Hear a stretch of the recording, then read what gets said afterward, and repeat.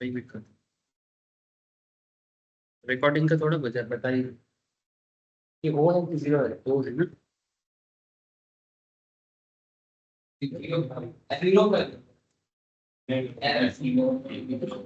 Zero में एक काटा रहता है।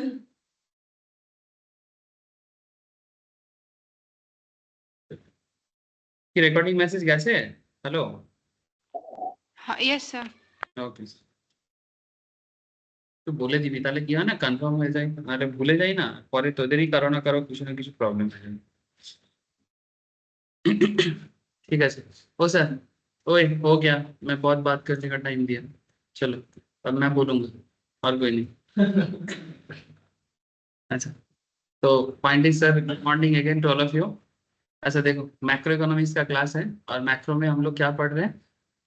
National income. क्या इनकम? तू क्या बोल रहा था? एग्रीगेट में मैक्रो का मतलब होता है एग्रीगेट में पूरा चीज को जानना।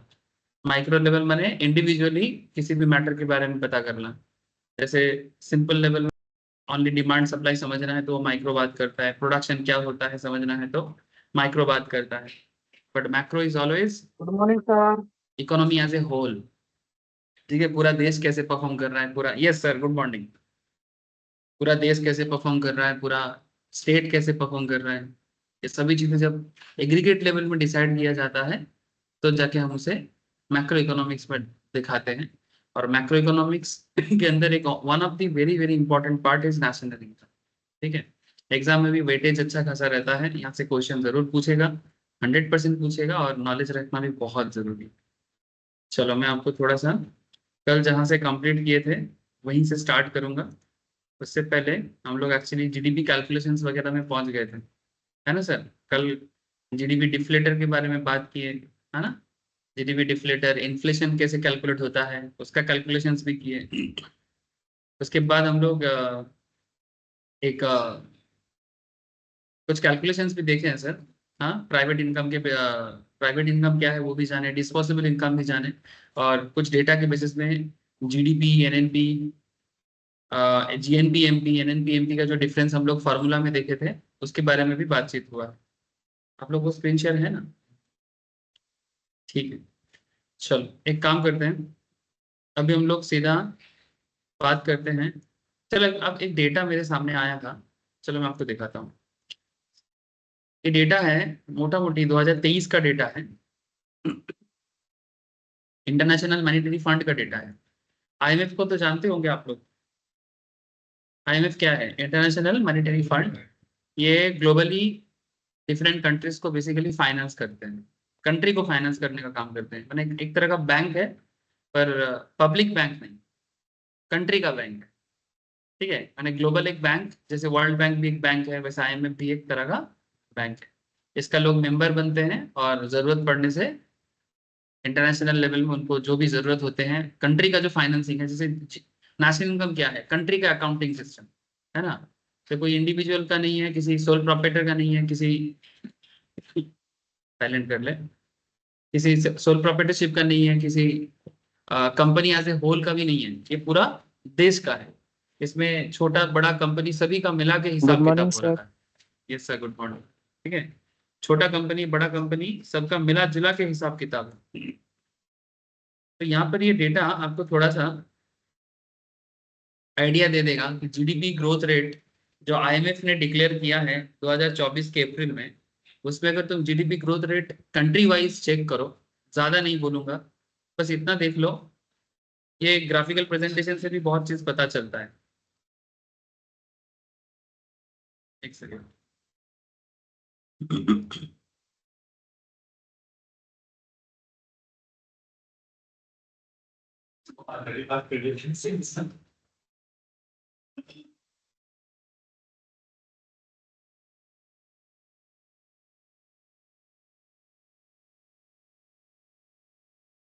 देख हालत देख, जो जो ग्रीन, सॉरी ग्रीन नहीं, क्या बोलते हैं इसको, ब्लू, जो डीप ब्लू है, जैसे कि ये हाईएस्ट ग्रोथ में चल रहा है, ये कोई अफ्रीकन रीजन है। ठीक है, एकदम हाईएस्ट डीप ब्लू में चल रहा है, ठीक है, माने मोर देन 10% जीडीपी ग्रोथ है, मोर देन 10%।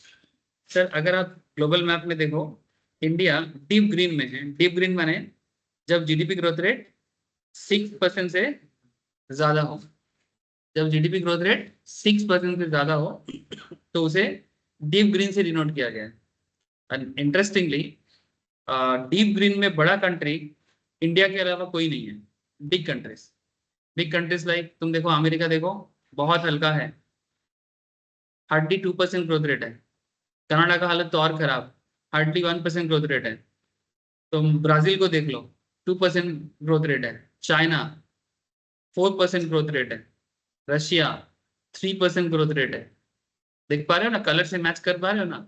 इंडिया बड़ा कंट्रीज के बीच में high growth rate, even Australia also hardly 1% growth rate है। तुम इंडिया का ग्रोथ रेट देखो।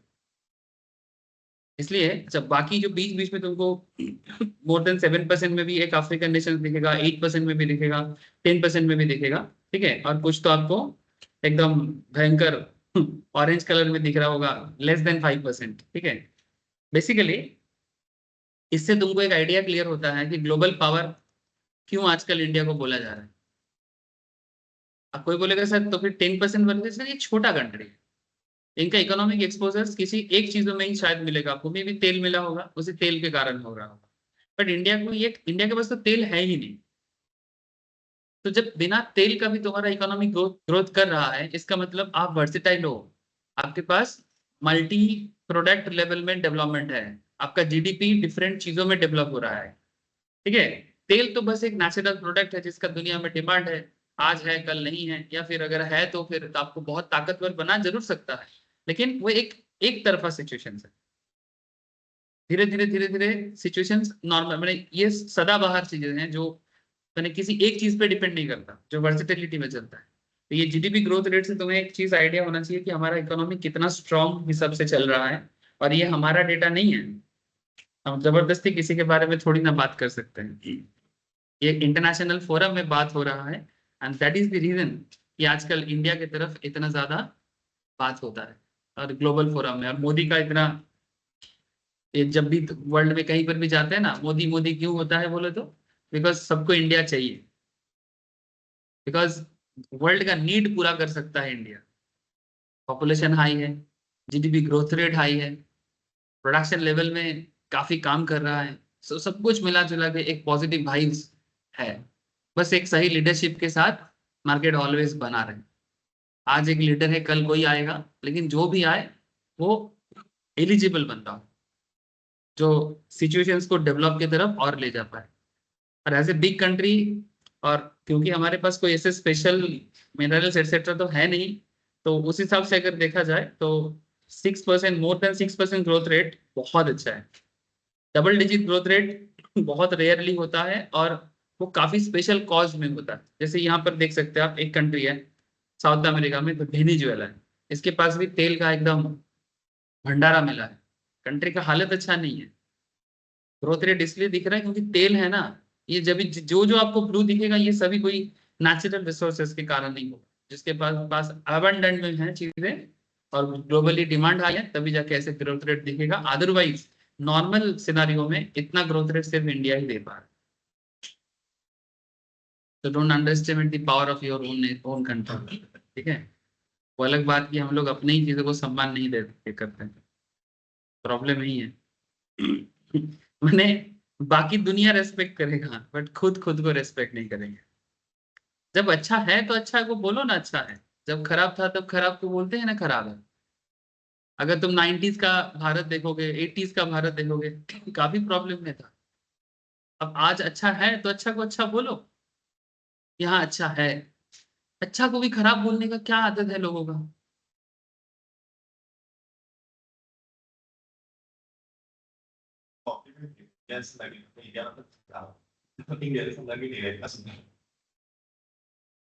मतलब सीरियसली इतना ज्यादा नेगेटिव होना नहीं चाहिए।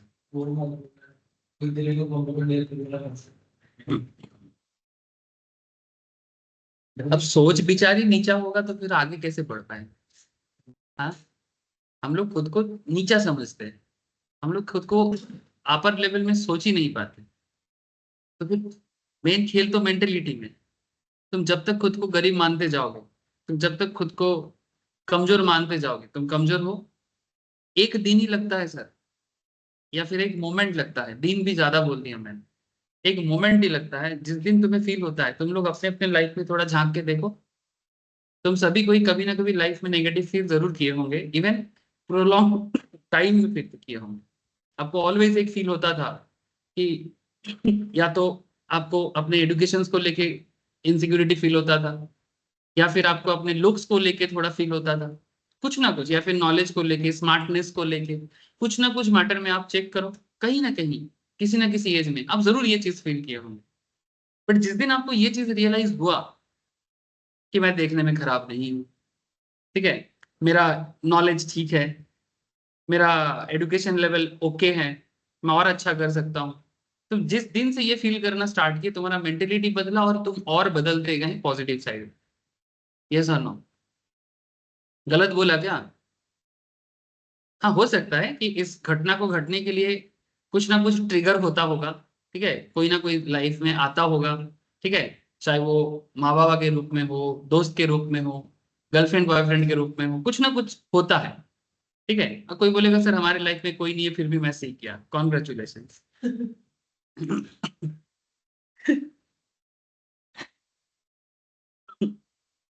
बट कोई तो होता होगा, है ना? मैं तो ऑलवेज फील किया सर कि वो धक्का लगाने के लिए ना, रियलाइज कराने के लिए कोई तो जरूर होता है।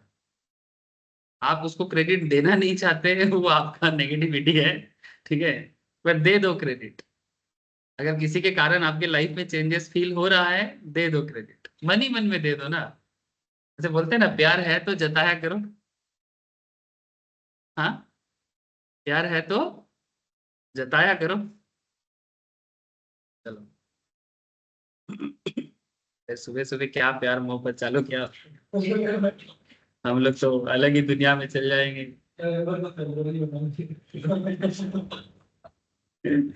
सर ये प्यार मोहब्बत वो सब नहीं है, आप लोग ना मेरा बात को गलत सोचते हो। मैं वो प्यार का बात नहीं कर रहा था जो भी। अच्छा, कल एक क्वेश्चन किए थे सर, ये फॉर्मूला ओरिएंटेड क्वेश्चंस वगैरह।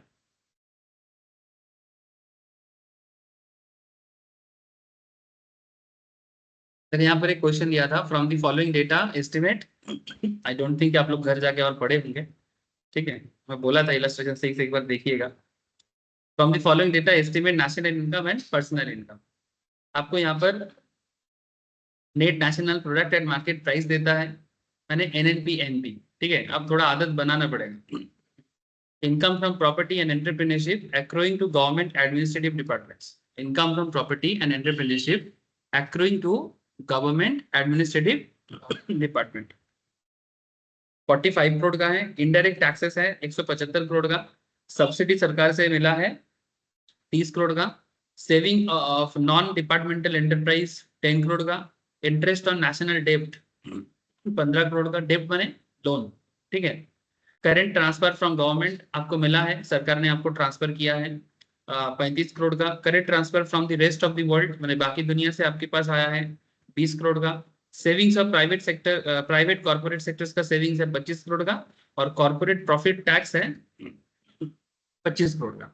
ये सब डेटा देके आपको पूछते हैं, बताओ नेशनल इनकम क्या होगा। ठीक है, calculate the national income as well as personal income. ये दोनों चीज आपको पूछते हैं। तो नेशनल इनकम कैलकुलेट करने के लिए हम लोग नॉर्मली जो जो फॉर्मूला समझते हैं, ट्राई उसी से करना पड़ेगा। अब एग्जाम सिचुएशंस में ये जो क्वेश्चंस है ना, ये जितना प्रैक्टिस रहेगा उतना जल्दी में सही फॉर्मूला दिमाग में है।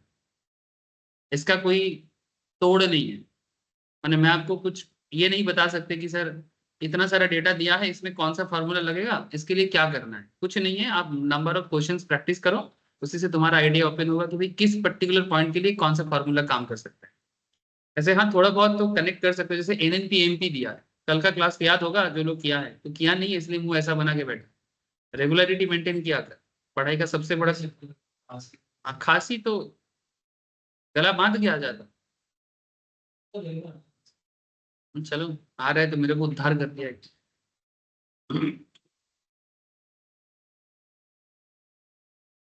नहीं, मैं फेस देख के समझता हूँ ना क्या हो रहा है ना, क्या है एनएनपीएमपी कहाँ से आ गया।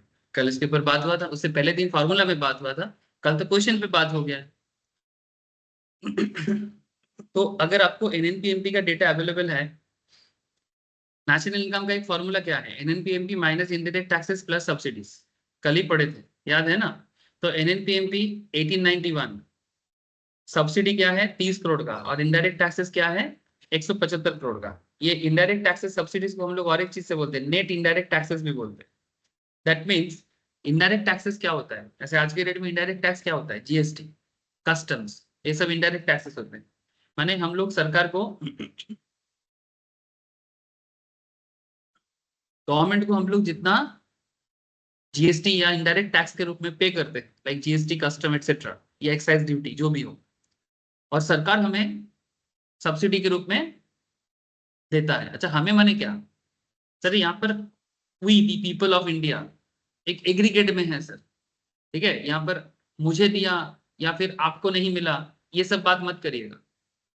जैसे प्रधानमंत्री आवास योजना पे बहुत लोगों को घर मिल रहा है, आपको नहीं मिला तो आप बोलते हो कि मेरे को नहीं दे रहा है, तो फिर समझ रहे हैं सर। बहुत सारे एरिया में रास्ता बन रहा है, लेकिन आपके एरिया में नहीं बन रहा है, तो आप बोल रहे हो, नहीं हमारे एरिया में तो नहीं बना, तो फिर हम नहीं मानते। ऐसा बोलने से नहीं होगा। भले ही वो आप, अब क्या है ना, आपका देश कुआं है, तो हम क्या कर सकते।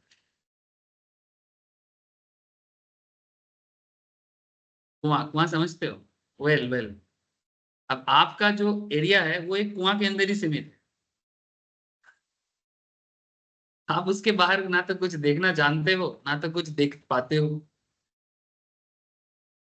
कुएं की मेढक की तरह। इससे हम क्या कर सकते। बाकी दुनिया में बहुत कुछ हो रहा है, दूसरे स्टेट्स में हो रहा है, खोज लगाओ। आपके स्टेट में क्यों नहीं हो रहा है, उसका भी खोज लगाओ। आपका लोकल नेता कौन है, किसको एमपी चुना आपने, किसको एमएलए चुना आपने, किसको सीएम चुना आपने, सब कुछ मैटर करता है ना।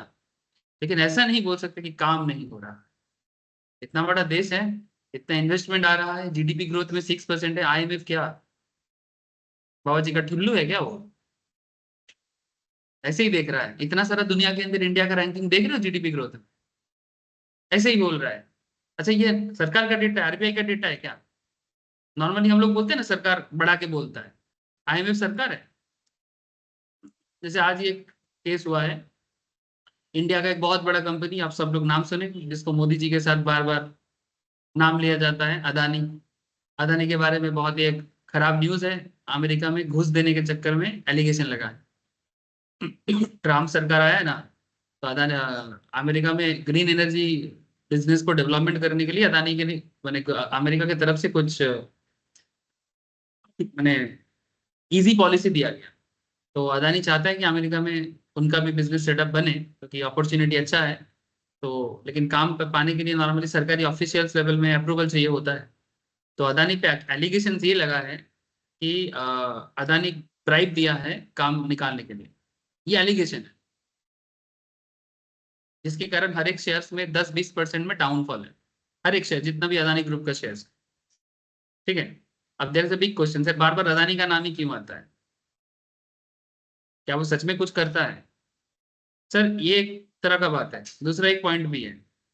अब एंटी बीजेपी, अगर ग्लोबल लेवल में तुमको कुछ सोचना है तो अदानी सबसे कमजोर कड़ी है, कि अगर बीजेपी को डाउन दिखाना है तो अदानी को ही सामने रख के करो, और जो भी है अदानी से ऊपर ही करो। कुछ भी हो सकता है, आई डोंट नो, अभी एलिगेशन है। अगर प्रूफ होगा तो सच में ये अदानी के लिए बहुत खराब बात है। उसका जो भतीजा है, भाईपो जिसको हम लोग बंगाली में बोलते हैं, उसके नाम पे ये निकला है कि उसने ये काम निकालने के लिए ब्राइब दिया होगा। कोर्ट में कोई किसी ने बोला है कि अदानी ग्रुप में भी हो सकता है, ऐसा नाम लिया गया अमेरिका में, तो उनके अगेंस्ट में अरेस्ट वारंट निकला है। शेयर का दाम भी गिर गया है, लेकिन ये सब्जेक्ट टू प्रूव है। इससे पहले भी अदानी के बारे में हुआ था, हिंडनबर्ग रिपोर्ट बोल के, मैं शायद उसके बारे में भी आपके साथ बोला था, लेकिन वो झूठ निकला। उसके बारे में ना तो अमेरिका ने कुछ प्रूव कर पाया, और ना ही इंडियन सुप्रीम कोर्ट ने कुछ प्रूव कर पाया। अब चलो हो सकता है, आई डोंट नो, मुझे क्या पता। बट मुझे आजकल ये पॉलिटिक्स का एंड बिजनेस मैंने जो कूटनीति है, इसके दोनों तरफ साइड में देखता हूँ। एलिगेशन लगने से ऐसा नहीं बोल देता कि हाँ हाँ सही बोला है, अदानी तो ऐसे ही है। हमारे यहाँ पर भी देश में काफी लोग अदानी को पसंद नहीं करते, ठीक है। और ऐसा भी नहीं है कि मैं मान लेता हूँ कि जो बोल रहा है सही बोल रहा है।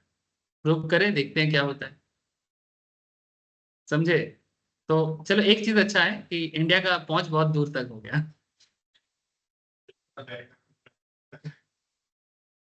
तो समझ में आ रहा है, इंडिया का पहुंच बहुत दूर तक हो गया कि अमेरिकन ऑफिशियल्स को ब्राइब देने का ताकत रखते हैं हम लोग। ये पावर नहीं तो क्या है। अच्छा, इंडिया को जैसे लूटा गया था ब्रिटिश की तरफ से, वो कैसे लूटा था? ब्रिटिश लोग आके हमारे यहाँ के राजा महाराजा बिजनेसमैन को ब्राइब देके ही तो अपने तरफ किया था, है ना। हम लोग का प्रॉब्लम ये था कि हम लोग का अलग अलग स्टेट्स एंड राजा महाराजा एक नहीं थे, यूनाइटेड नहीं थे India. That is the reason कि उनको इजी पड़ा, मैंने देश के अंदर कॉलोनी बिछाने में और इंडिया को राज करने में, समझे। ठीक है। तो इसी तरह से तो होता है।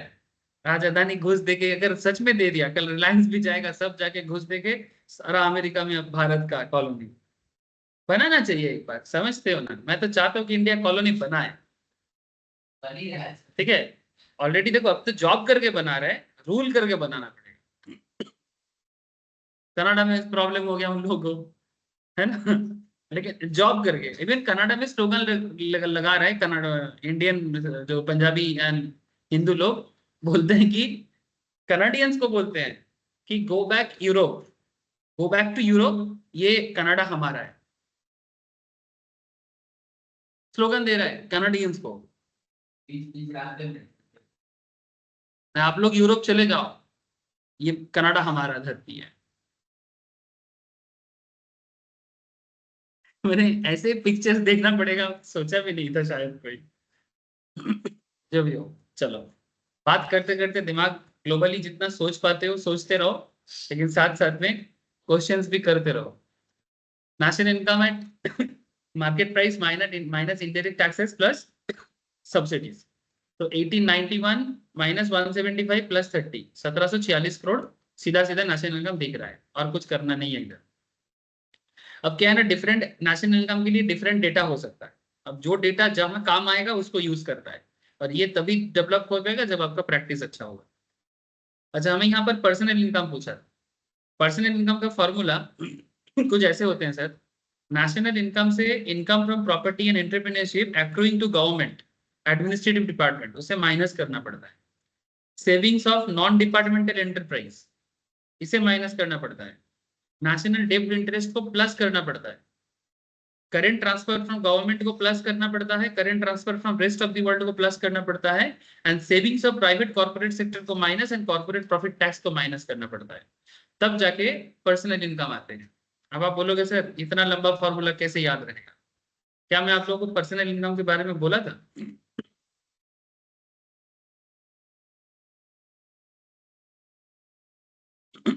पर्सनल इनकम क्या है?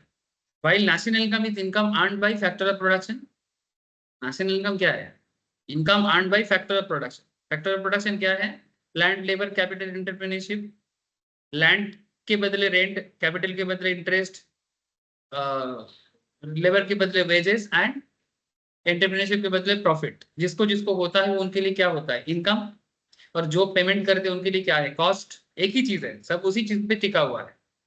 While national income is earned by factor of production, personal income is the income received by the household sector, including non-profit institutions serving household. ये देखो, शेयर मार्केट पढ़ने आए? नहीं, बोला तो था कितना बार।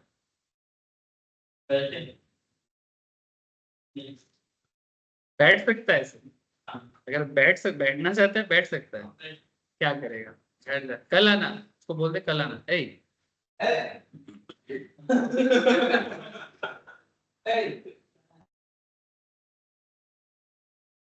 तो बोल देना सीए का क्लास कर रहा हूँ, बोल दे, नहीं तो कंफ्यूज होगा।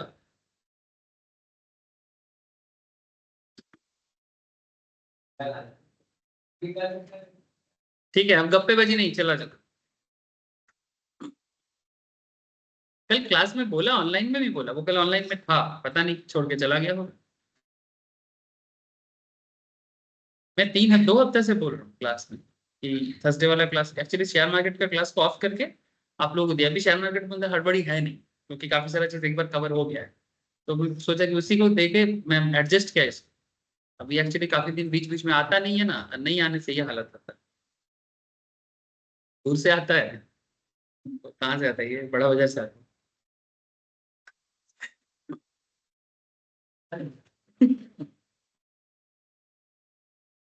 अच्छा देखो, तो क्या हो गया, personal income is the income received by the household sectors including non profit institutions serving household. माने हाउसहोल्ड सेक्टर्स को जो इनकम रिसीव होता है, हाउसहोल्ड सेक्टर्स माने हाउसहोल्ड क्या होता है, अरे हम आपका सबका घर।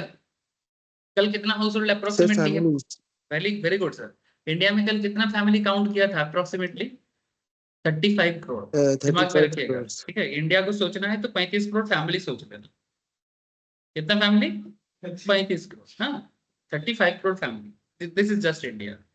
140 करोड़ आबादी सुन के घबराना नहीं, 35 करोड़, पॉजिटिव वाइब्स। क्या ही है, 35 करोड़ फैमिली है। अरे अदानी को बोलो ना 35 करोड़ फैमिली को ऐसे ही 35 करोड़ दे देगा।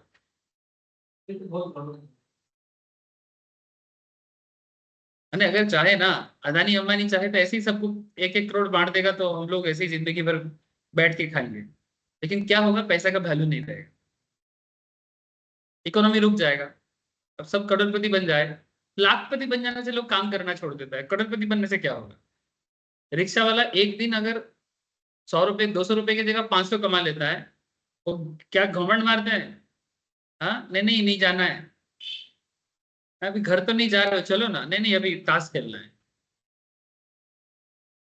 अगर किसी दिन 200 की जगह 500 उसका आ गया, क्या करेगा, तुम जाके बोलो दादा थोड़ा चलो ना, नहीं नहीं अभी ताश खेलना, अभी टाइम है, जुआ का टाइम है मेरा। वो जो एक्स्ट्रा एक्स्ट्रा 200 रुपए का उसमें जुआ खेलेगा। और अगर आसपास में भट्टी दिख जाए ना दारू का, चलेगा। यही तो है। इसलिए अदानी अंबानी के पास पैसा जितना है उनके पास ही रहने दो, नहीं तो सब खत्म हो जाएगा। तुम्हारा दम है तो तुम थोड़ा सा छीन लो उनसे। कैसे छीनोगे, देखो भाई, बड़ा बड़ा महंगा चीज तो नहीं छीन सकते, लेकिन एटलीस्ट मेरे हिसाब से कि अगर पब्लिक चाहे ना, तो कुछ बिजनेस अदानी अंबानी से जरूर छीन सकता है। जैसे ग्रोसरी बिजनेस छीन सकता है, कपड़ा का बिजनेस छीन सकता है, तेल का बिजनेस छीन सकता है, एटलीस्ट जो नॉर्मल मार्केट में भी अवेलेबल है। दाल खाना है, रिलायंस का दाल खा के क्या करेंगे। तेल खाना है, रिलायंस अदानी का तेल खा के क्या करेंगे, फॉर्चून जो है वो अदानी का है। क्यों, नॉर्मल तेल फैक्ट्री से तेल क्यों नहीं खा सकते हम, खुद का प्रोड्यूस भी कर सकते हैं। अगर आसपास में नॉर्मल छोटा छोटा तेल मिल अगर हो जाए, तो बिलीव नहीं करेगा, यहाँ पर एक आटा चाकी है, ये मेरे गली के सामने पुराना जो आटा चाकी होता है, ठीक है, मैं आटा उसी का खाता हूँ। पहला तो वो हेल्दी भी है, और रोटी टेस्टी भी होता है, और सॉलिड फाइबर मिलता है। वो गणेश आटा, आशीर्वाद आटा नहीं खाता मैं। अगर तेल का चक्की होता, मैं उसका तेल भी खा लेता, लेकिन तेल चक्की आजकल कोई चलाना ही नहीं चाहता है। क्यों, क्योंकि पब्लिक का क्या है ना, ब्रांडेड तेल खाएगा। अच्छा तेल का ब्रांड क्या होता है, तेल तो तेल होता है, सरसों पीसता है तेल निकलता है, उसमें ब्रांड क्या है। अदानी कहाँ से ब्रांड बनाएगा तेल के अंदर, बताओ। लेकिन पब्लिक का सोच कितना डब्बा है, आज अदानी को अदानी बनने के लिए वही हेल्प करता है, अंबानी को अंबानी बनने के लिए वही हेल्प करता है, और फिर इधर गाली मारता है। ये कुछ लोग हैं कम्युनिस्ट पार्टी वाले, ठीक है, जो कैपिटलिज्म के अगेंस्ट में नारा लगाते हैं, ठीक है, कि पूंजीवाद निपात जात, ठीक है, पूंजीवाद मतलब जिसके पास पैसा हो सिर्फ वही इकोनॉमी नहीं चलाएगा। Very good, I congratulate. But मेरा एक सवाल है उनसे, तो अगर पूंजीवादी लोग काम नहीं कर रहा है, अगर इतना पूंजीवादी लोगों से आपको प्रॉब्लम है, तो फिर जिन लोगों को लेकर आपने अपना पार्टी बनाया, उनके अंदर एंटरप्रेन्योरशिप स्किल्स कहाँ से आएगा, वो डाल दो ना। जितना लोगों को लेके तुमने मिছিল बनाया, धर्मतला जा रहे हो, शहीद मीनार जा रहे हो, उनको शहीद मीनार ना लेके जाके इतना बोलो कि भाई दुकान लगा, मेरे साथ मीनार मत चल, देखते हैं तेरा पैसा का जुगाड़ करते हैं। सही कि नहीं? हो गया ना, समाजवाद घुस गया ना अंदर। सबको बस अपना अपना रोटी सेकना है, समझ जाओ चीजें। इसलिए मैं कैपिटलिज्म को इतना फेवर क्यों कर लेता हूं, क्योंकि समाजवाद का लूटमार मैं देख लिया। मैंने समाजवाद के नाम पे डब्बा है, डब्बा। नाम तो अच्छा है समाजवादी, नाम सीरियसली अच्छा है, इक्वल डिस्ट्रीब्यूशन का बात करते हैं, होता कहाँ है? होता कहाँ? एटलीस्ट इंडिया में तो मैं दिखती है, बाकी कंट्री का पता नहीं। सब झंडा लेके, लाल लाल झंडा लेके रास्ते में दिखते। हाँ हाँ, इसीलिए हुआ है, इसीलिए हुआ है। बंगाल का डाउनफॉल का रीजन यही है, झंडा इकोनॉमी बनाया हमने, और झंड कर।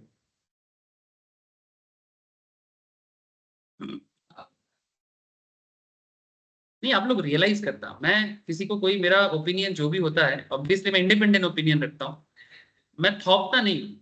मैं ये नहीं बोल रहा हूँ कि आप मेरा बात एकदम आंख बंद करके मान लो, बट मेरा कहने का मतलब सिंपल होता है कि please try to realize practical level में, दिमाग में, दिमाग को थोड़ा ओपन माइंड में सोचो कि क्या होना चाहिए था और क्या हुआ है।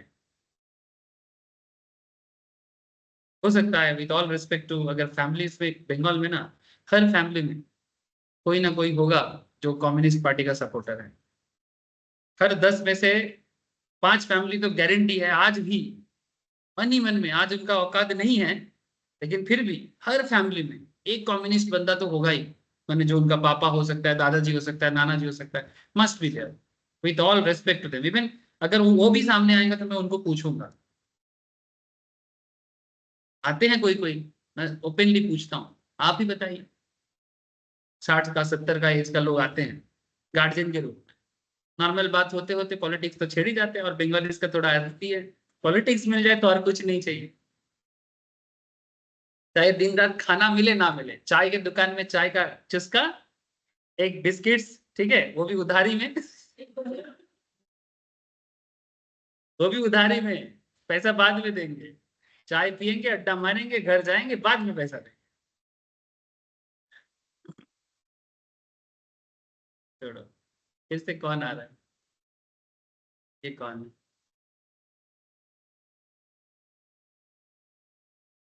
ठीक है, सही बंदा है, कोई दिक्कत नहीं। मुझे लगा फिर से स्टॉक मार्केट में। अच्छा, while national income is earned by factor of production, personal income is the income received by the household sectors including non-profit institutions serving households. Even अगर कोई नॉन प्रॉफिट इंस्टीट्यूशन माने एनजीओ टाइप या NPO type के organisations भी अगर house hold को सर्व कर रहे हैं, उनका भी इनकम लिया जाएगा। Thus, national income is a measure of income earned and personal income is a measure of actual current income received of persons from all sources which may or may not be earned from productive activities during a given period of time.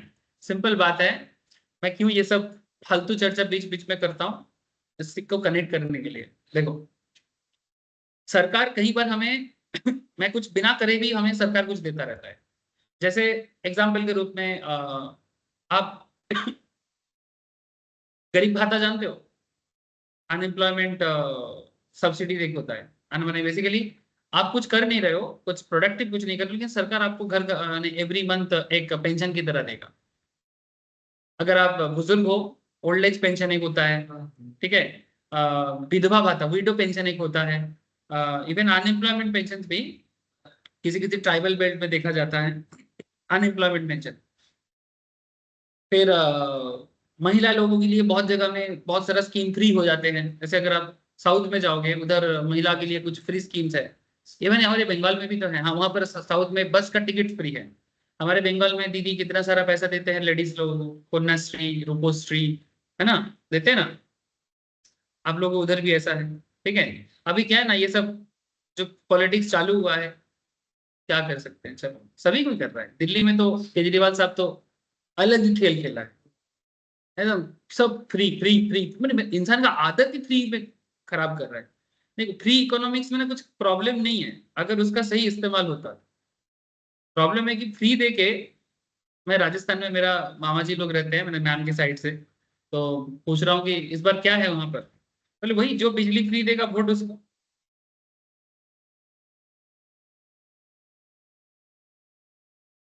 जो बिजली free करेगा, माने certain metre तक करते हैं, और एक घर में दो दो लोग अलग अलग नाम से मीटर बना रहे हैं, कभी इसके मीटर से करंट चल रहा है, कभी उसके मीटर से। और क्या, जो बिजली फ्री है,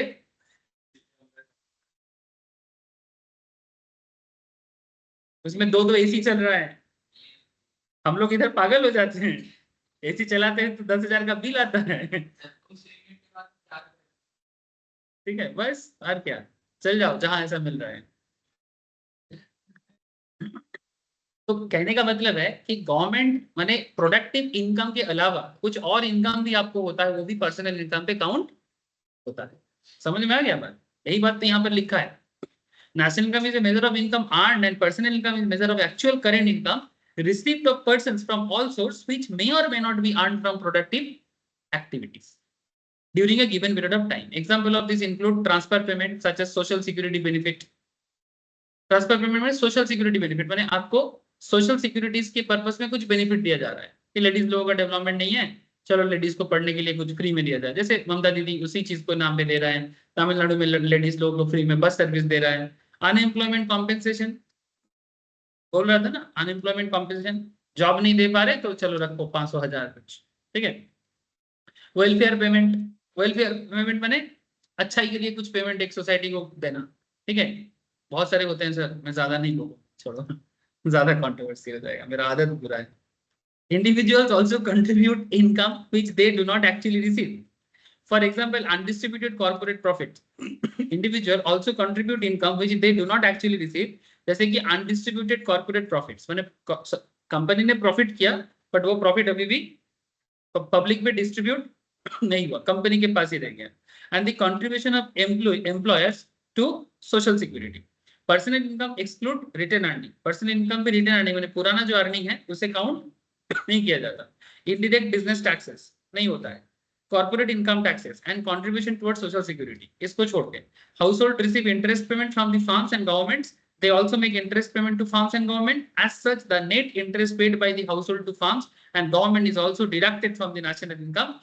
National income forms the basis for consumptions expenditure and is derived from the national income as follows. तो इसका फॉर्मूला भी इस तरह से दिया हुआ है sir, personal income equals to national income plus income received but not earned, income received but not earned minus income earned but not received. समझ में आ गया?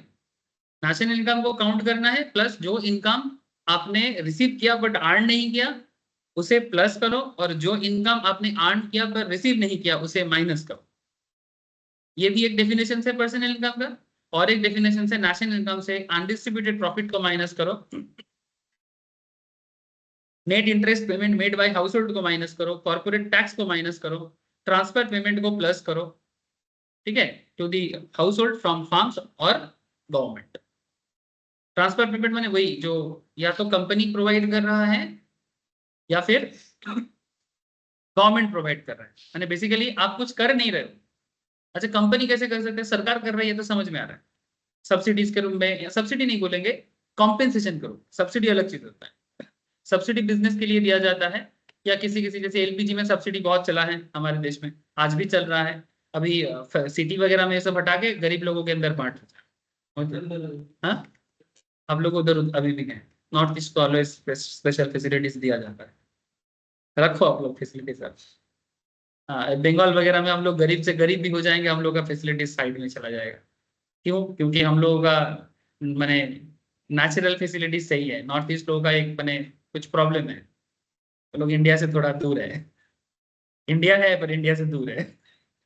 बीच में बांग्लादेश टपक गया ना, ट्रांसपोर्टेशन इश्यूज, उनको कुछ भी काम करना होता है, फैसिलिटीज पाना होता है, हर काम के लिए उनको ये लैंड मैंने मेन लैंड इंडिया में आने के लिए एक बहुत बड़ा एरिया कवर करके आना पड़ता है, इसके लिए इनको ट्रांसपोर्टेशन कॉस्ट बहुत हाई होता है। एक बेसिक मेडिसिन मैंने क्या बोल मेडिकल इश्यूज के लिए तुमको कोलकाता आना है, बॉम्बे जाना है, हाई कॉस्ट लेना पड़ता है, गरीब से गरीब फैमिली को भी लेना पड़ता है। सही बोल रहा हूँ ना सर? ये लोग है घर बैठे हैं सर, दो दो नॉर्थ ईस्ट के बंदे बैठे हैं, नेपाल जाके ऑपरेशन करवाए आप?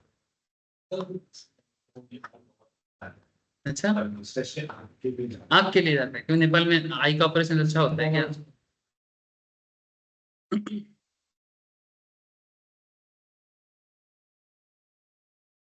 समझ में आ गया पर्सनल इनकम कैसे कैलकुलेट किया जाता है? दिमाग का ट्रांसफर पेमेंट क्या है, क्लियर हो गया? बिना कुछ करे जब कुछ मिलता है उसे ट्रांसफर पेमेंट कहते हैं, और हमारे देश में ऐसे सिस्टम काफी है। अब ये जो क्वेश्चन था, ये क्वेश्चन उसी कॉन्सेप्ट में बना हुआ कॉन्सेप्ट था। कॉन्सेप्ट क्लियर रखने से क्वेश्चन समझ में, देखो ऐसे तो है तो प्लस माइनस बच्चा भी कर लेगा। मैंने कोई कोई ऐसे स्टूडेंट होते हैं, मैं देखा हूँ, हाँ हाँ सर मैं सब कर लिया, सब समझ गया, क्या किया रे, नहीं सारा कैलकुलेट करके देख लिया, इसके उससे प्लस करना है, उससे उसको माइनस करना है, देखिए क्यों आपने क्यू प्लस किया क्यू माइनस किया, जब तक ये क्लियर नहीं होगा एग्जाम में हवा टाइट हो जाएगा, इजी क्वेश्चन भी गलत करके आ जाओगे। अब देखो यहाँ पर जो जो पॉइंट था जी, income from property and entrepreneurship accruing to government administrative department, ठीक है 45 करोड़ का। ये आपका इंटरेस्ट ऑन नेशनल डेट, देखो नेशनल इनकम से क्या क्या माइनस किया जा रहा है। Income from property and entrepreneurship accruing, मैंने ये बेसिकली कौन सा चीज को माइनस कर रहा हूँ, तुम्हारा इनकम हुआ है पर रिसीव नहीं हुआ, ठीक है। एक्रू का मतलब क्या होता है? हाँ मैंने ड्यू আছে, वेरी गुड सर, इसलिए बोला income from property and entrepreneurship accruing to government administrative department, accrue हुआ है आपका ही है पर मिला नहीं, माइनस करो, ठीक है। Savings of non departmental enterprise, savings of non departmental enterprise, non departmental enterprise ने इनकम किया है पर उसको अभी तक रिसीव नहीं हुआ।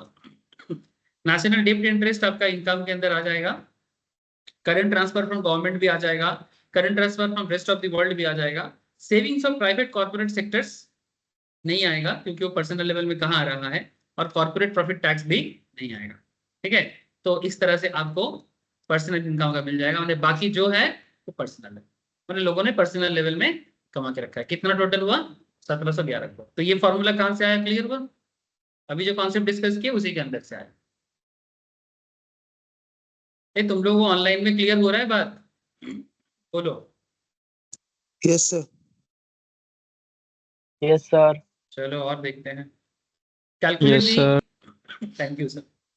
Calculate the aggregate value of depreciation, अच्छा यहाँ पर डिप्रिसिएशन पूछा है, एग्रीगेट वैल्यू ऑफ डिप्रिसिएशन। अच्छा डिप्रिसिएशन का कल हम लोग और एक लैंग्वेज पढ़े थे, क्या था? Consumption of fixed capital. Very good sir, Gaurav भी उधर बोला है कंजम्पशन ऑफ फिक्स्ड कैपिटल, मैंने फिक्स्ड कैपिटल का जो हिस्सा आपने खा लिया, खाया ना। जैसे मोबाइल कितने में खरीदा, अभी कितने का बिक पाएगा? 3 5 5,000 क्या हुआ, खा लिया, अलग बात है। ममता दीदी वाला फोन है, दीदी दीदी को ही वापस कर दो।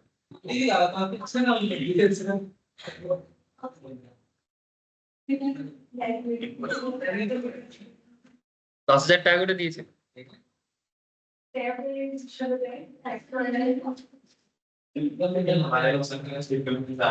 कितना?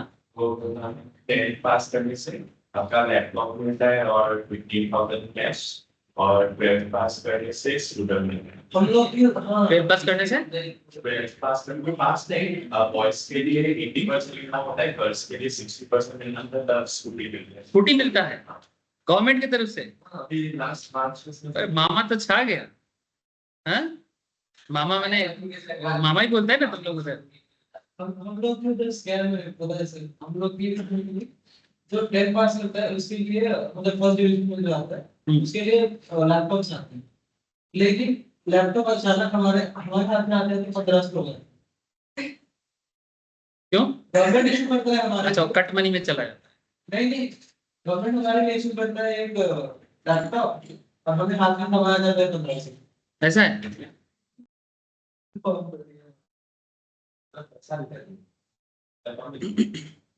लैपटॉप नहीं मिलता है ना? 30,000 के जगह 1500। हम लोग का वहाँ सीधा लैपटॉप और वो बेच भी नहीं सकता मतलब। नहीं ये आसाम में मामा ना बहुत स्ट्रिक्टेड है। स्टेट बोर्ड वाला, सेंट्रल बोर्ड वालों को कुछ नहीं मिलता। सेंट्रल को कैसे मिलेगा, स्टेट को ही ना मिलेगा, तुम स्टेट स्कूल में पढ़ोगे तब ना मिलेगा। ये सारा तो स्टेट स्कीम है, स्टेट को ही मिलेगा, सेंट्रल को कैसे मिलेगा? सब वोट बैंक है और कुछ नहीं है, काम का कुछ नहीं करा रहा है फालतू में। ये चीज मेरे को पसंद नहीं है, एकदम पसंद नहीं है, कोई भी करे कुछ काम का नहीं। तुमको अगर चीज का यूज ही नहीं पता, वो चीज लेके तुम क्या करेगा? कुछ काम का नहीं। इतना औकात बनाओ कि अपना मोबाइल खुद से खरीद सके। ये जो मैंने जिस तरह का एटीट्यूड ये लोग कर रहे हैं ना, लोगों के अंदर क्वालिटी ना देकर सिर्फ डिस्ट्रीब्यूशन का कॉन्सेप्ट, कुछ काम का नहीं। सीरियसली बोल रहा हूँ। हाँ, कोई एक आध बच्चा अच्छा है जो उसको सच में यूटिलाइज करते हैं, और वही लोग है जिसका माँ बाप उसको बच्चा सही शिक्षा में बड़ा करता है। लेकिन मैक्सिमम तुम 70-80% बच्चा देख लोगे, वो मोबाइल को कोई अच्छा इस्तेमाल नहीं करते, बर्बादी करते हैं। सोशल मीडिया में रील्स के बिना और क्या काम होता है रे? सही बोल रहा है कि नहीं बोल रहा हूं? तुम बोलो।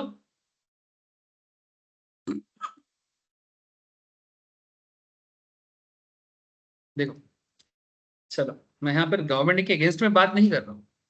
मैं ऐसा नहीं बोलना चाह रहा हूँ कि गवर्नमेंट दे के गलत कर रहा है। मैं बोल रहा हूँ कि चीजों को देने से पहले उसका इस्तेमाल सिखाओ। मोबाइल चलाना सबको आ जाएगा, बट मोबाइल किस पर्पस में चलाना है, वो पर्पस ही नहीं पता तो मोबाइल लेके क्या करेगा? और नॉर्मल पर्पस तो किसी को बोलने का जरूरत नहीं होता है, जिस चीज में मना है वही तो करते हैं। हाँ या ना? যেটা আমাদের করা উচিত নয়, जो करना नहीं चाहिए वही तो करते हैं मोबाइल में हर कोई। तुम बताओ, फेसबुक में रील्स देखने के लिए तुमको मोबाइल मिला था क्या?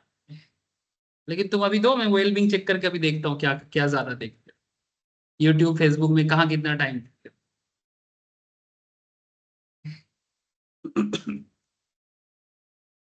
इस तरह से तुम सर्वे कर लो, देख लो जितना मोबाइल मिला है गवर्नमेंट की तरफ से, उस मोबाइल से कर क्या रहे हैं।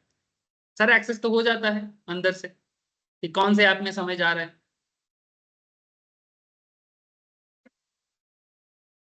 Calculate the aggregate value of depreciation when the GDP at market price of a country in a particular year was 1100. Net factor income from abroad was 100 crore. माने factor income from abroad माने क्या होता है? बोल। NFI है माने কি হয় জিনিসটা? স্যার আমরা এখানে যারা ফরেন এমপ্লয়িজরা কাজ করছে बोल बोल। তাদেরকে যেই পেমেন্টটা দিই আমরা फिर वही वेरी गुड सर। देश के अंदर लोगों को जो पे कर रहे हैं, जो बाहर के लोग आए हैं, और हमारे बाहर के देश के लोग जो बाहर जाके कमा के ला रहे हैं। जैसे दुबई कितना लोग जाते हैं, समझ रहे सर? वही इसी को बोलते हैं net factor income from abroad, 100 crore का। The value of indirect taxes minus subsidy, मैंने एकदम नेट करके दे दिया 150 करोड़ का, एंड नेशनल इनकम दे दिया 850 करोड़ का।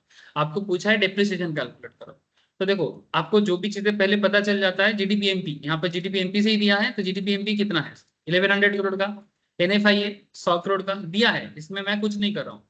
नेट इनडायरेक्ट टैक्सेस 150 करोड़ का, एनएनपीएफसी 850 करोड़ का, ये सब गिवन डेटा है। जीडीपीएफसी यहाँ से कैलकुलेट हो सकता है, क्योंकि हमें चाहिए डेप्रिसिएशन। तो जीडीपीएफसी माने जीडीपी एट फैक्टर कॉस्ट, इसको पाने के लिए क्या करना है? जीडीपी एट मार्केट प्राइस से नेट इनडायरेक्ट टैक्सेस को माइनस करना होता है। अब जीडीपी एंड मार्केट प्राइस तो, और नेट इनडायरेक्ट टैक्सेस भी यहाँ से मिल जा रहा है, तो इस तरह से हमें जीडीपी एट फैक्टर कॉस्ट मिल गया। अच्छा, अगर हमें जीडीपी एट फैक्टर कॉस्ट मिल गया, तो अभी हमें जीएनपी एट फैक्टर कॉस्ट की तरफ बढ़ना चाहिए। Now GNP eight factor cost कैसे मिलेगा? जीडीपी एट फैक्टर कॉस्ट के साथ अगर हम net factor income from abroad को प्लस करते हैं, तो हमें जीएनपीएफसी मिलता है।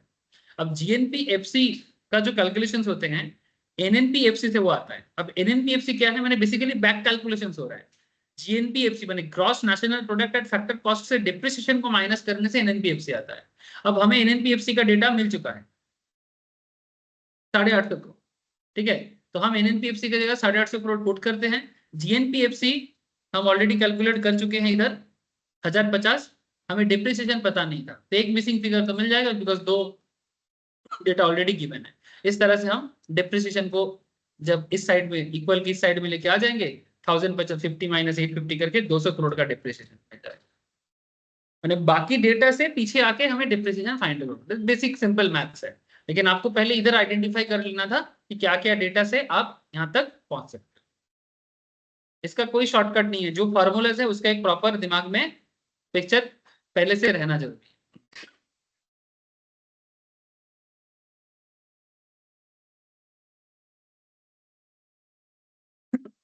यहाँ पर और एक क्वेश्चन है, जितना क्वेश्चन करो उतना क्लैरिटी मिलता जाएगा, चीजें ऑलमोस्ट सेम तरीके से ही काम करता है। On the basis of the following info, calculate NNP and market price and disposable personal income. तो आपको डेटा दिया है, एनपी एट फैक्टर कॉस्ट दिया है, income from domestic product accruing to government दिया है, इंटरेस्ट और नेशनल डेट दिया है, ट्रांसफर पेमेंट बाय गवर्नमेंट दिया है, net private donation from abroad दिया है, net factory income from abroad दिया है, इनडायरेक्ट टैक्सेस दिया है, डायरेक्ट टैक्सेस दिया है, सब्सिडी दिया है, टैक्स ऑन कॉर्पोरेट प्रॉफिट्स दिया है, अनडिस्ट्रीब्यूटेड प्रॉफिट ऑफ कॉर्पोरेशंस दिया है। कॉर्पोरेट माने company.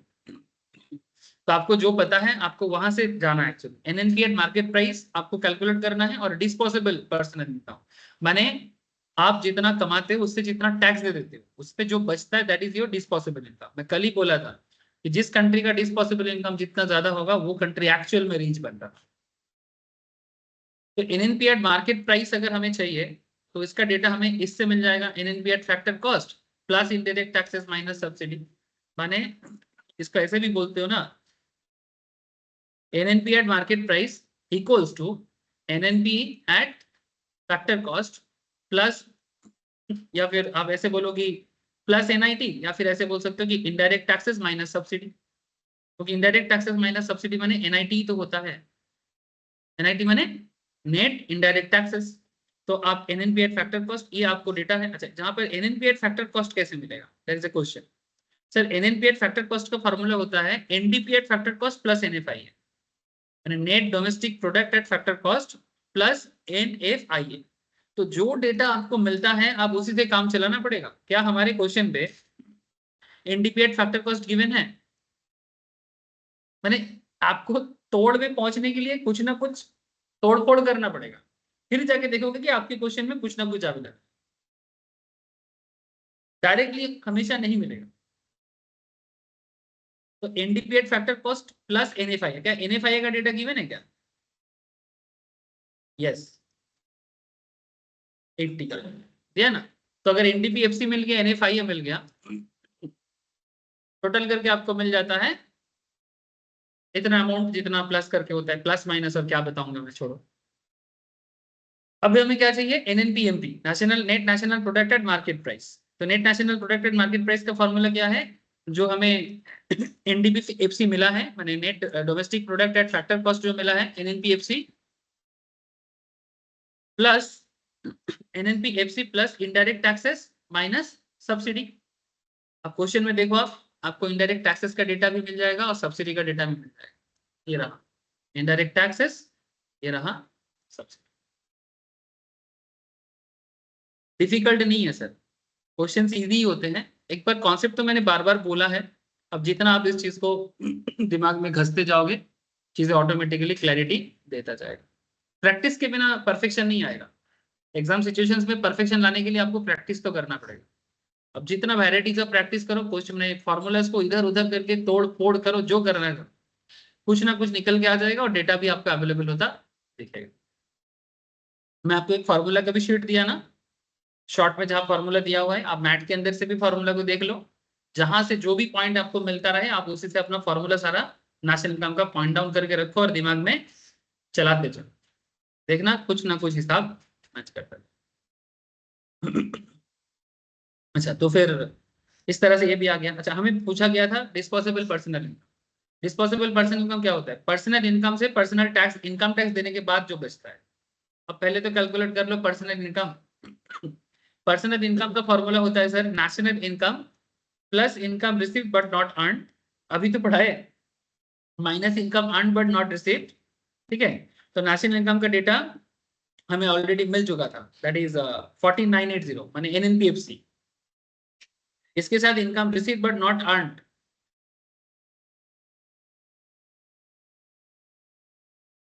Income received but not earn क्या क्या ऐसा है, ट्रांसफर पेमेंट बाय गवर्नमेंट, हाँ sir, income from domestic product accruing to government, interest on national डेब्ट, और क्या आ सकता है, अनडिस्ट्रीब्यूटेड प्रॉफिट्स ऑफ कॉर्पोरेशंस। देखो तो यहाँ पर नॉर्मली 170 ऐड होना चाहिए, 60 ऐड होना चाहिए, 30 ऐड होना चाहिए, 150, 222 और 105, ये तीनों अमाउंट माइनस होना चाहिए। 105, 222 और 150, ये तीनों अमाउंट आपका माइनस हो जाना चाहिए, ठीक है। और प्लस में क्या, ये सब माइनस होगा, और प्लस में क्या हुआ, ये प्लस होगा, ये प्लस होगा और ये प्लस होगा, बाकी का तो हिसाब अलग है, ठीक है। इसे पहले तो इसी तरह का डेटा से परसेंट इनकम कैलकुलेट किए, कुछ देर पहले पे एक क्वेश्चन किया, उसमें सिमिलर काइंड ऑफ डेटा ही तो था। तो जैसे ही प्लस माइनस कंप्लीट हुआ, कॉन्सेप्ट याद रखना, income receive but not earn, and income earn but not received, monotonous concept है। अच्छा, अब डिस्पोजेबल इनकम चाहिए, तो जैसे ही हमें पर्सनल इनकम का डेटा मिल चुका है, अब यहां से क्या करेंगे, income tax, direct tax, very good, very good. Direct tax का जो अमाउंट है, डायरेक्ट टैक्स माने इनकम टैक्स को डायरेक्ट टैक्स बोलते हैं, क्यों, क्योंकि खुद कमा के सरकार को जमा करता है। और इनडायरेक्ट टैक्स जीएसटी को क्यों बोलते हैं, क्योंकि वो हम डायरेक्टली सरकार को जमा नहीं करते, प्रोडक्ट के थ्रू से करते हैं, उसको और एक कारण है उसको इनडायरेक्ट टैक्स बोलने का। एक प्रोडक्ट का जो इनडायरेक्ट टैक्स जीएसटी में होता है ना, सुन लो दिमाग में एक बार, सपोज हर्ष मैन्युफैक्चरर है, दिमाग में जस्ट ऐसे ही रैंडमली सुन लो, बाकी जब इंटर में आओगे ना, जीएसटी पढ़ाऊंगा सर, तो माथा खराब करूंगा, एक ही बात सुनते सुनते ना कान में मैंने खुड़ा कर दूंगा। स्टूडेंट लोग ना जो मैंने जीएसटी का क्लास करते हैं, ठीक है, एक स्टूडेंट तो माथा खराब करते हैं, दर्श बोल के लड़का है, ठीक है, बोले तो फोटो जो खींचा था, हाँ हाँ हाँ, ठीक है, दर्श बोलेगा सर चुप कर जाओ, ये जीएसटी का एग्जाम्पल सुन सुन के ना कान पक चुका है, ठीक है, कितना बोलेंगे सर, 10 बार बोल चुके हो, ठीक है। मैंने एक ही चीज, एक्चुअली क्या करें, हर चैप्टर का बेस वही है, हर बार बोलते रहते हैं। और पढ़ाई में तुम देखना, मैं मैक्सिमम क्लास में एक ही बात बार बार बोलता हूँ। अब भले ही कोई बोर हो जाए, किसी को लगे कि भाई क्या है, एक ही चीज बार बार बोलता है, एक ही चीज ही बार बार बोल बोल के ही चीजें बनता है। ये तुम लोग रोज क्लास आते हो, क्या रोड अलग बना लेते हो? हाँ, ये वोट में जीतने के बाद या हारने के बाद पॉलिटिशियंस लोग कुछ नया कुछ बोलता है क्या? हाँ, वही चीज बोलते हैं, हारने का भी बहाना है और जीतने का भी बहाना है, एक ही चीज ही रोज करते हैं। जो लोग ऑफिस जाते हैं वही रोज धक्का खा खा के जाता है, जो थोड़ा हाई फाई ऑफिसर है अपनी पर्सनल गाड़ी में जाता है, रोज का एक ही चीज है। जिंदगी का सक्सेस का एक ही राज है, बोर होना। क्या होना? बोर। जैसे मेरा रोज का बोरिंग काम, 9 साढ़े 9 बजेगा, 10-15 मिनट लेट होगा, नीचे आऊंगा, क्लास स्टार्ट करूंगा, आप लोगों से फालतू का डायलॉग बाजी करूंगा।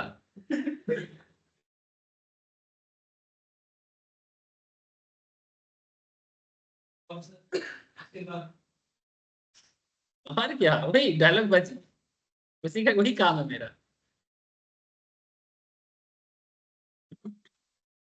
पढ़ाई के बीच बीच में डायलॉग बाजी, मोनोटोनस काम। एक ही काम पे बोर होना सीख जाओ, जिंदगी का सब कुछ हो जाएगा। अच्छा देखो, सीक्रेट बताया सक्सेस का, सक्सेस का सीक्रेट बताया, तो मोटिवेशनल स्पीकर नहीं बोले, सुन ले, संदीप महेश्वरी से लेके सब कुछ सुन ले, नहीं बोलेगा। अगर बोल दिया ये बात तो मेरे को आगे बोलना नहीं, मैं उनके क्रिटिसाइज नहीं कर रहा हूँ, अच्छा बोलते सब, तभी तो लोग इतना सुनते हैं उनको। तो कान खाता है यार। देखो, अच्छा अच्छा, तो फिर हमें क्या मिल गया, डिस्पोजेबल पर्सनल इनकम मिल गया, पर्सनल इनकम से पर्सनल इनकम टैक्स को हटा के हो गया, ये हो गया डिस्पोजेबल इनकम। जिस कंट्री का या जिस स्टेट का डिस्पोजेबल इनकम जितना ज्यादा, आप ये समझो कि उस कंट्री का लोग उतना रिच। हमारे देश में सबसे रिच स्टेट कौन है? मुंबई। स्टेट बोला, state. Oh sorry sir, Maharashtra.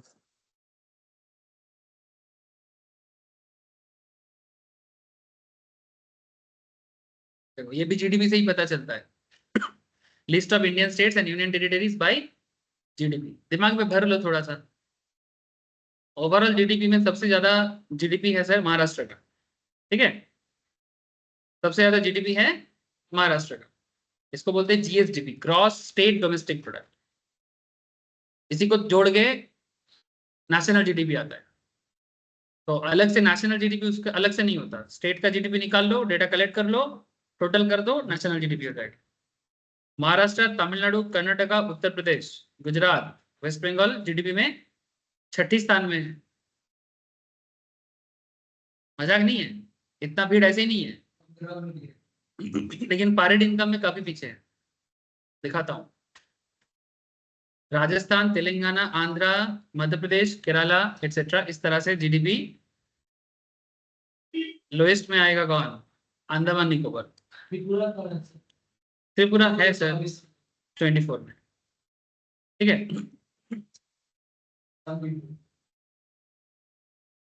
हाँ, आसाम कहाँ है? 17 में, 17 में, ठीक है। तो इस तरह से आप इंडिया का टॉप 10 जीडीपी क्रिएटर देख पा रहे हो, ठीक है। लेकिन हाँ, ये जीडीपी को जब नंबर ऑफ पॉपुलेशन से डिस्ट्रीब्यूट किया जाता है तो पर हेड इनकम आता है, ठीक है। तो उस पर हेड इनकम में हमारा बंगाल, मेरा जो पसंदीदा, मेरा मदरलैंड, काफी पीछे है। इसका मुझे दुख है। कहाँ से पता चलेगा?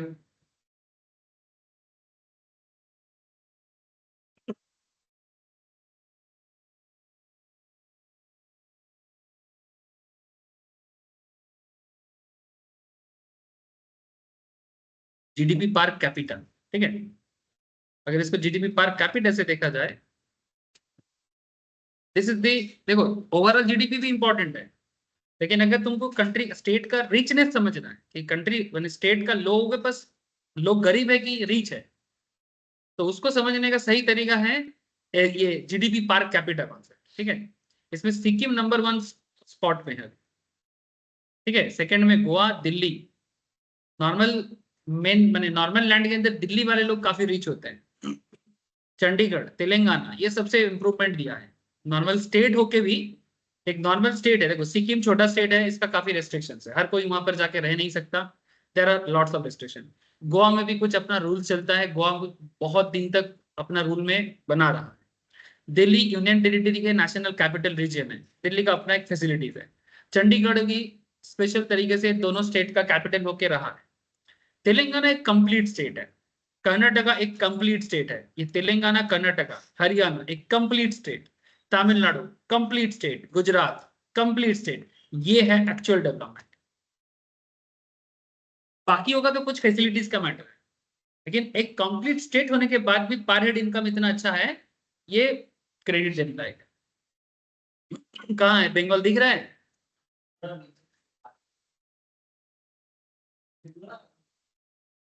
24 में है वेस्ट बंगाल, जीडीपी में 6 पोजीशंस पे है, लेकिन पर हेड इनकम में काफी लोअर में परफॉर्म कर रहा है। क्या किया जाए, जो लोग बाहर से आए सबको भगाया जाए। पॉपुलेशन टा बेसी वेस्ट तो मैम बेंगल। बोलते हैं सबसे पहले तो फिर मैम को भगाना पड़ेगा। मैम को जब मैं ऐसा बोलता हूँ तो मैम बोलते हैं ठीक है मैं चला जा रहा हूँ राजस्थान। मैं भी आ जाऊंगा।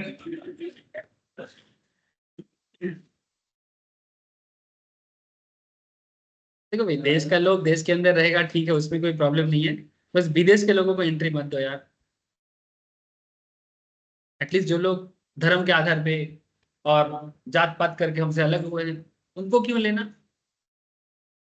25,000 नकली वोटर आईडी मिला है कल, एक ही नंबर से 25,000। अच्छा, सबसे लोएस्ट कहाँ है? बाप रे, बिहार का हालत बहुत खराब है, 47,296। ये ओवरऑल बिहार का हालत है। उत्तर प्रदेश का भी हालत अच्छा नहीं है, जीडीपी में आई थिंक 3rd या 4th फ्लोर में आता है। अब पैरामीटर समझ रहे हो ना, overall GDP is okay but distribution बहुत गड़बड़ है। लेकिन हाँ, अब बिहार सभी डेवलपमेंट कर रहे हैं, एक बात अच्छा है कि ग्रोथ है सभी में, समय लगेगा। बिहार यूपी जिस दिन बदल जाएगा देश बदल जाएगा, देश बदल जाएगा।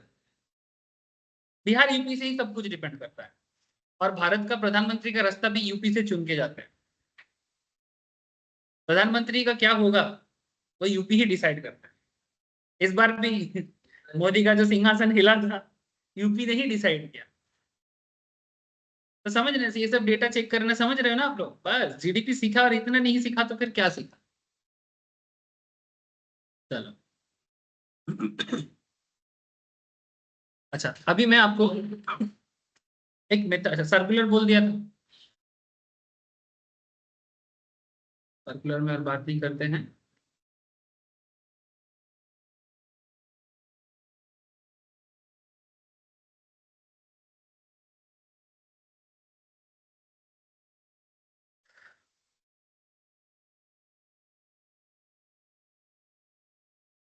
जीडीपी को कैलकुलेट करने का 3 तरीका होता है। एक मेथड का नाम है इनकम मेथड, एक मेथड का नाम है एक्सपेंडिचर मेथड, और एक मेथड का नाम है वैल्यू एडेड मेथड और प्रोडक्शन या प्रोडक्ट मेथड।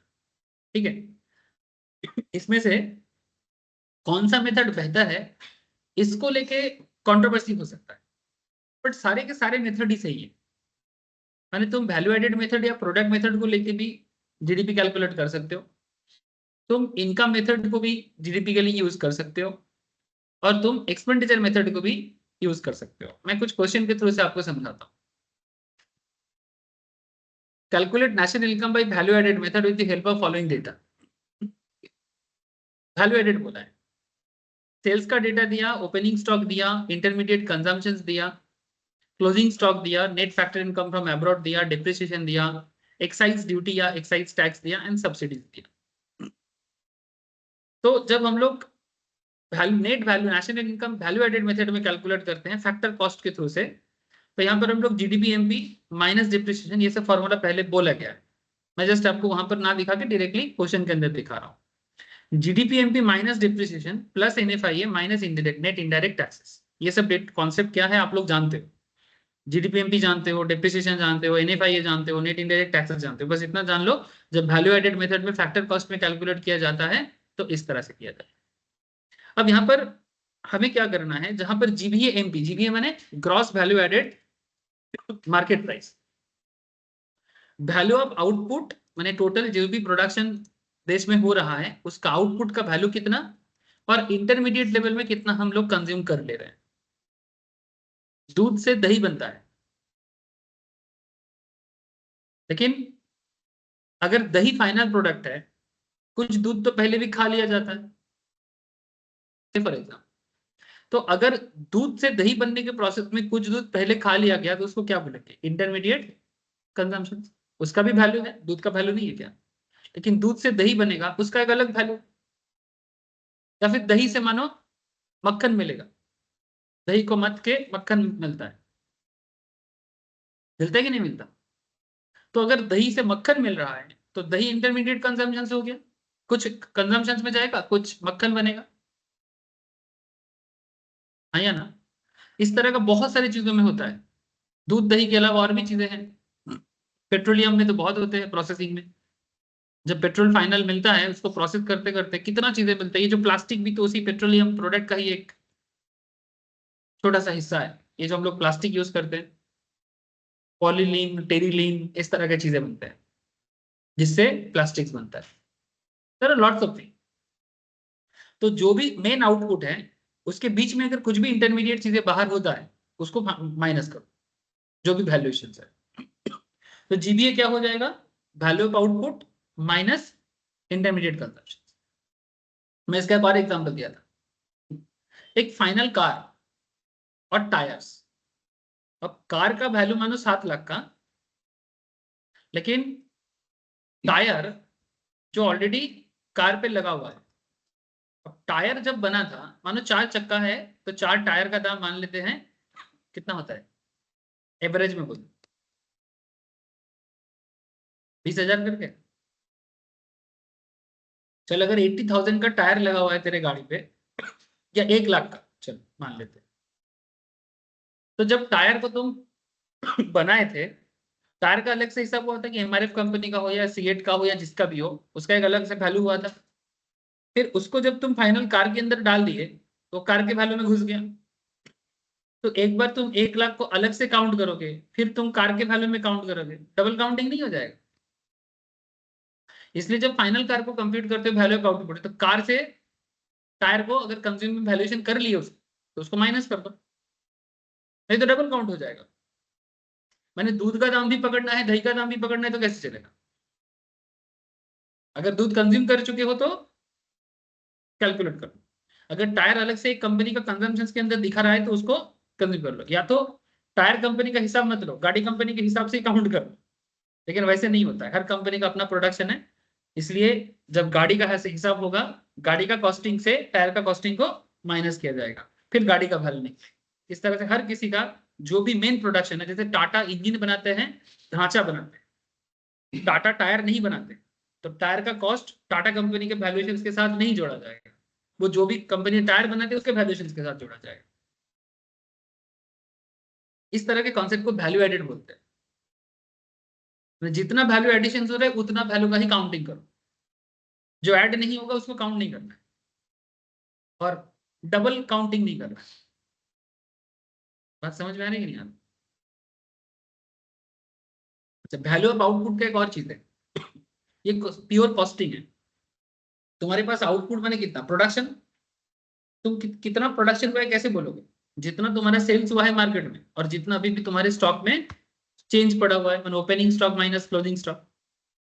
ओपनिंग से क्लोजिंग करके जो चेंज इन स्टॉक है वो आपके पास अभी भी होगा, अगर नहीं होगा तो नहीं होगा। तो अगर तुम्हारा सेल 700 का है और चेंज इन स्टॉक देखो, क्लोजिंग स्टॉक 400 का, ओपनिंग स्टॉक 500 का, मैंने जब बिजनेस स्टार्ट हुआ था 500 गाड़ी था, अभी 400 गाड़ी है, तो कितना यूज हो गया? 100। तो वो हिसाब इधर चेंज इन स्टॉक में आ गया, और मार्केट में सेल कितना हो गया? 700। तो 700 इधर, 400 माइनस 500 करके जो वैल्यू आ रहा है, ओवरऑल 600 का वैल्यू ऑफ आउटपुट है। नहीं समझे? नहीं समझे? तो जीबीए एमपी माने gross value added market price पे 600 का वैल्यू ऑफ आउटपुट आया, और sales plus change in stock. तो जीबीए एमपी के लिए हमें क्या चाहिए? वैल्यू ऑफ आउटपुट चाहिए था, और माइनस करना था इंटरमीडिएट कंजम्पशन। कितना है? 350। तो 600 का value of output minus intermediate consumption, मैंने जो बीच में खा ली, ठीक है, तो कितना बना? 250। देयरफॉर नेशनल इनकम कितना बनेगा? जीडीपीएमपी minus depreciation plus NFIA minus indirect taxes. तो जीडीपीएमपी कितना हुआ आपका? जीडीपीएमपी क्वेश्चन में बोला था या हम लोगों ने निकाला अभी 250 माइनस डेप्रिसिएशन क्वेश्चन में गिवन था, यस 150। सब्सिडी गिवन था,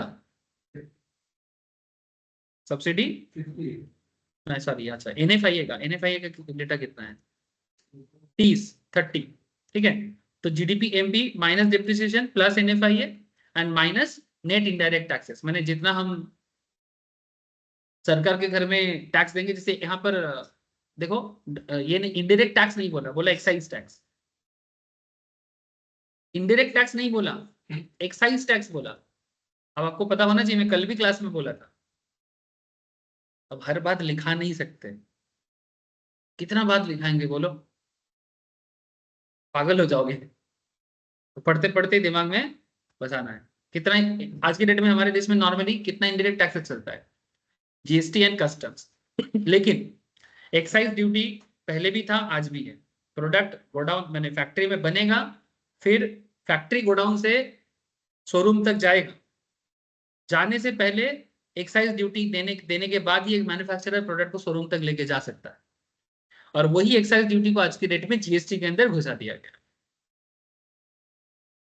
ओवरऑल का, जो मैन्युफैक्चरर से चार्ज कर लिया जाता है।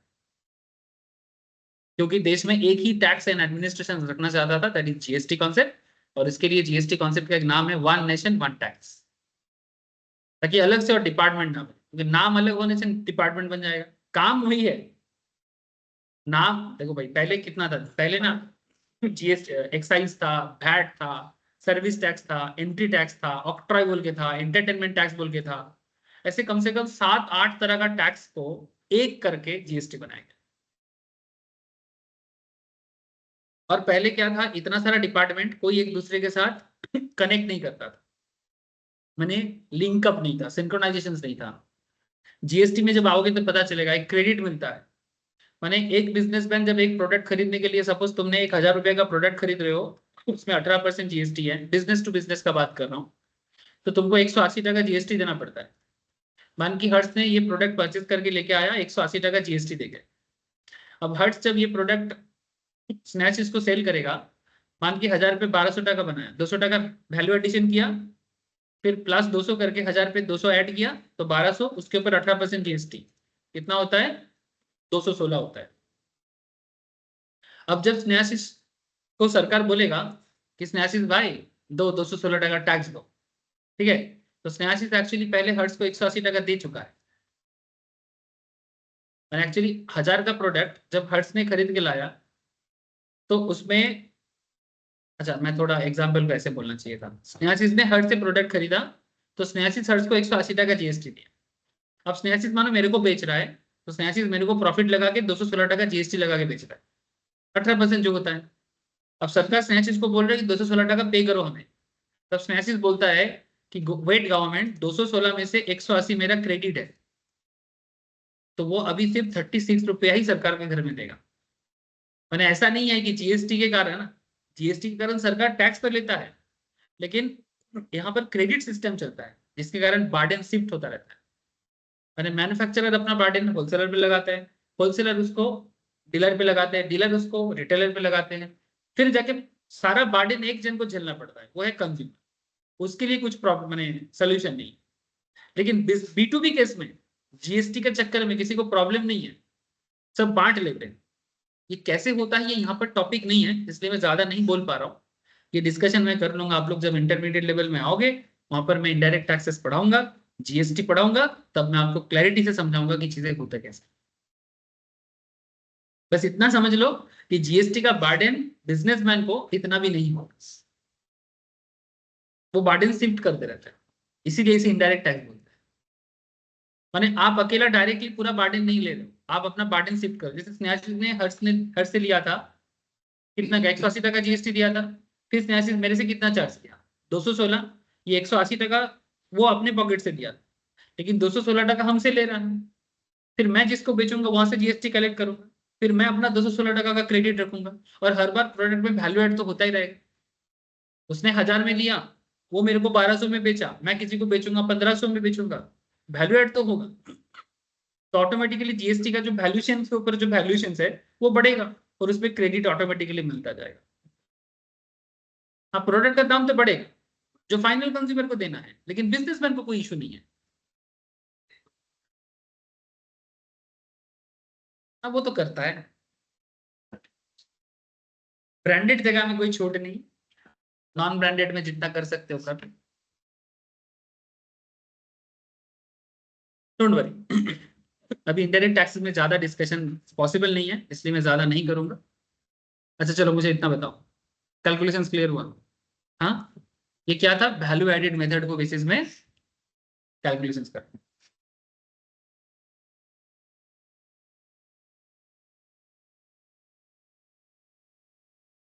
एक काम करते हैं, आपको ना पहले ना मेथड बता देते हैं, उसके बाद ना मेथड अगर आप जान जाते हो, तो मेथड जानने के बाद ना ये क्वेश्चन आपको दिक्कत नहीं करेगा। एक सेकंड,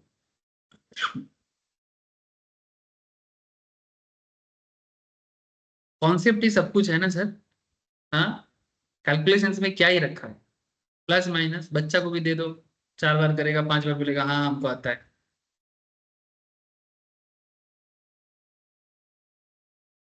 तो method of measuring national income में फटाफट सुनना। हाँ, 3 ऑल्टरनेटिव वेज है, सेंसस मेथड और प्रोडक्शन मेथड, जिसको वैल्यू एडेड मेथड भी बोलते हैं। Income method and expenditure method. Added to this there is yet another method. अच्छा, वही प्रोडक्शन मेथड को ही एक्चुअली वैल्यू एडेड में बोला गया है, माने उसी का नाम है सर। मैंने एक्चुअली प्रोडक्शन होगा तभी तो वैल्यू एडिशन होगा, अदरवाइज कैसे होगा। ये प्रोडक्शन करेगा, मैंने सारे प्रोडक्शन को जोड़ दो तो प्रोडक्शन मेथड हो जाएगा, लेकिन प्रोडक्शन मेथड का एक प्रॉब्लम है।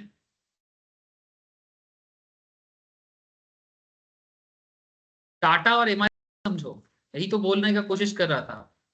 टाटा अपना कार बना रहा है, बोल रहा है कि भाई मेरा 10 लाख का कार है, से for example Nexon, Tata Nexon है ना सर ईवी में। अब 10 लाख का कार टाटा का है, टाटा बोलेगा मेरा कार का वैल्यूएशन है 10 लाख, जीडीपी में काउंट कर। लेकिन टाटा के कार के अंदर तो एमआरएफ का टायर भी घुसा हुआ है, उसका क्या? तो आपके कार में वैल्यू एडिशन कितना है वो जानना है, जो आपके अलावा भी आपने कहीं से जुड़ा है, उसे अलग करना है। तो that is the basic difference between production method and value added method.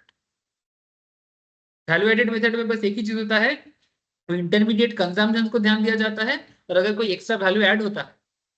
Tata basically क्या बनाता है? ढांचा बनाते हैं, ढांचा माने स्ट्रक्चर, और क्या बनाते हैं? इंजन, ठीक है। बाकी सभी चीजों लोगों से परचेस करता है। तो टायर भी टायर कंपनी से परचेस किया होगा, तो जो टायर कंपनी है उसका प्रोडक्शन तो टायर का है ना। तो अगर टायर कंपनी का प्रोडक्शन, अगर मानो टाटा ने बोला मेरा 10 लाख का गाड़ी है, एमआरएफ ने बोला मेरा 1 लाख का टायर है, तो टाटा का 10 लाख, एमआरएफ का 1 लाख, कितना टोटल वैल्यू एडिशन, माने टोटल प्रोडक्शन मेथड में कितना बोलेगा? 11 लाख। लेकिन कंट्री के अकाउंटिंग में तुमको गड़बड़ नहीं लग रहा है? क्योंकि टायर तो इधर भी 1 लाख है और 10 लाख के अंदर भी तो 1 लाख टायर है, तो ये 1 लाख डबल काउंटिंग नहीं हो गया?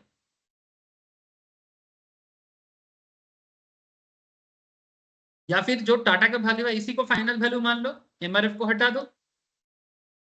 और अगर पहले एमआरएफ को काउंट कर चुके हो आप, क्योंकि हिसाब तो सब हर किसी का रखना है, तो पहले अगर एमआरएफ को हिसाब कर चुके हो और एमआरएफ के गोडाउन में जो टायर पड़ा हुआ है जो टाटा ने अभी तक नहीं लिया, उसका भी तो काउंटिंग करना है।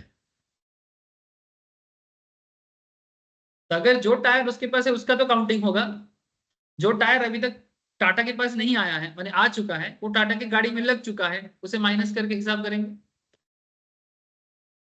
ये सभी चीजों का ख्याल रखना पड़ता है, नहीं तो क्या हो जाएगा? हिसाब गलत आ जाएगा। बात माथा में जा रहे हैं ना?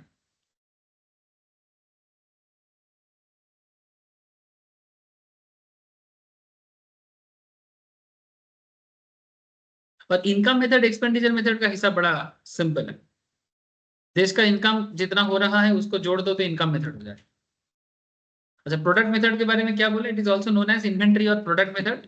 इन this method the economy is classified into convenient sectors like agricultural, industrial and direct service. आप लोग जानते हो 3 सेक्टर्स हैं, टर्शियरी, सेकेंडरी एंड प्राइमरी, उसी को बोला है। And foreign transaction sectors where international payments are considered. इसके बारे में आई थिंक पहले क्लास में बहुत बात हुआ था। प्रोडक्ट मेथड में क्या हुआ? According to this method value of output is estimated, value of intermediate goods is deducted from the value of output to obtain gross value added. यही तो समझा रहे थे, value of intermediate goods is deducted from the value of output to obtain the gross value added. नहीं समझे? बोलो ना, समझे कि नहीं? जो मेन प्रोडक्ट है, अगर उसके बीच में अगर कोई भी इंटरमीडिएट में चीजें घुसा है उसको क्या करेंगे? अलग कर देंगे। अगर दही का हिसाब कर रहे हैं तो दही में दूध भी घुसा हुआ है ना, तो दही का ओरिजिनल वैल्यू पाने के लिए मुझे दूध को अलग करना पड़ेगा, क्योंकि दूध ऑलरेडी एक बार कैलकुलेट हो चुका है। अमूल ने दूध भी बनाया, अमूल ने दही भी बनाया। कितना एग्जाम्पल पता नहीं, अमूल ने दूध भी बनाया, अमूल ने दही भी बनाया। पहले दूध बनेगा कि पहले दही बनेगा? गाय दूध देता है कि दही देता है? काऊ क्या आगे तो दूध আসবে স্যার। गौरव बोलছে आगे तो दूध আসবে।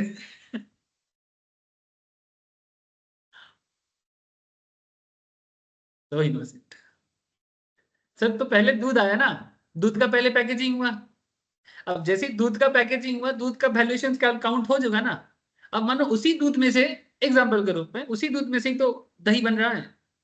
कोई बोलेगा नहीं सर, दूध दही अलग से बन रहा है, अरे अलग से काम बनेगा, मेन दूध से ही तो दही जाएगा, उसमें से कुछ दूध के नाम पे मार्केट में आ जाएगा, कुछ प्रोडक्ट दूध से ही दही में जाएगा, यस ना। तो उसी को हिसाब करना है, इसलिए बोला value of intermediate goods is deducted from the value of output to obtain gross value added. Gross value added equals to value of output minus value of intermediate goods, इसी को बोलते हैं GVA, जो अभी क्वेश्चन में पढ़ रहे थे। नेट वैल्यू एडेड माने ग्रॉस वैल्यू से डिप्रिसिएशन को हटाओ, नेट में देखना हर बार डिप्रिसिएशन को माइनस करके ही नेट आता है, ये हम लोग जितना क्लास किया ऑलरेडी बार बार इस चीज को देखा गया है।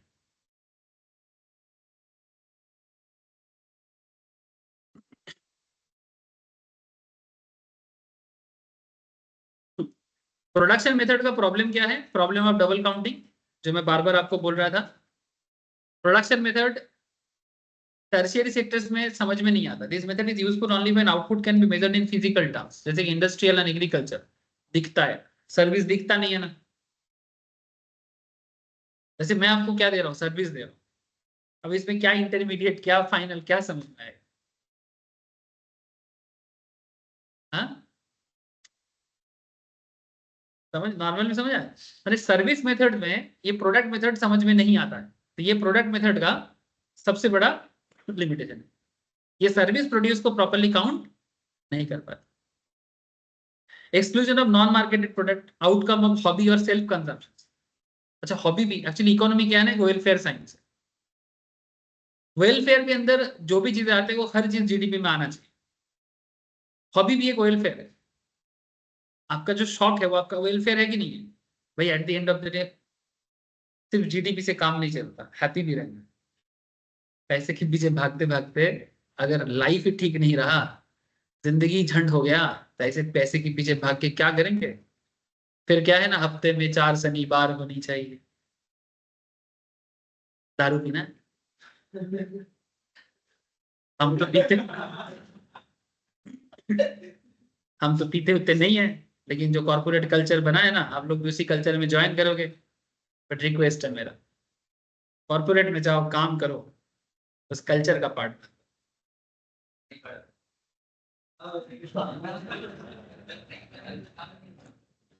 वो बहुत को देखा सर, ठीक है, बहुत फ्रस्ट्रेशन है सर, वही तो गाना जो बना था एक बॉलीवुड में, हफ्ते में 4 शनिवार होनी चाहिए, क्यों बोला,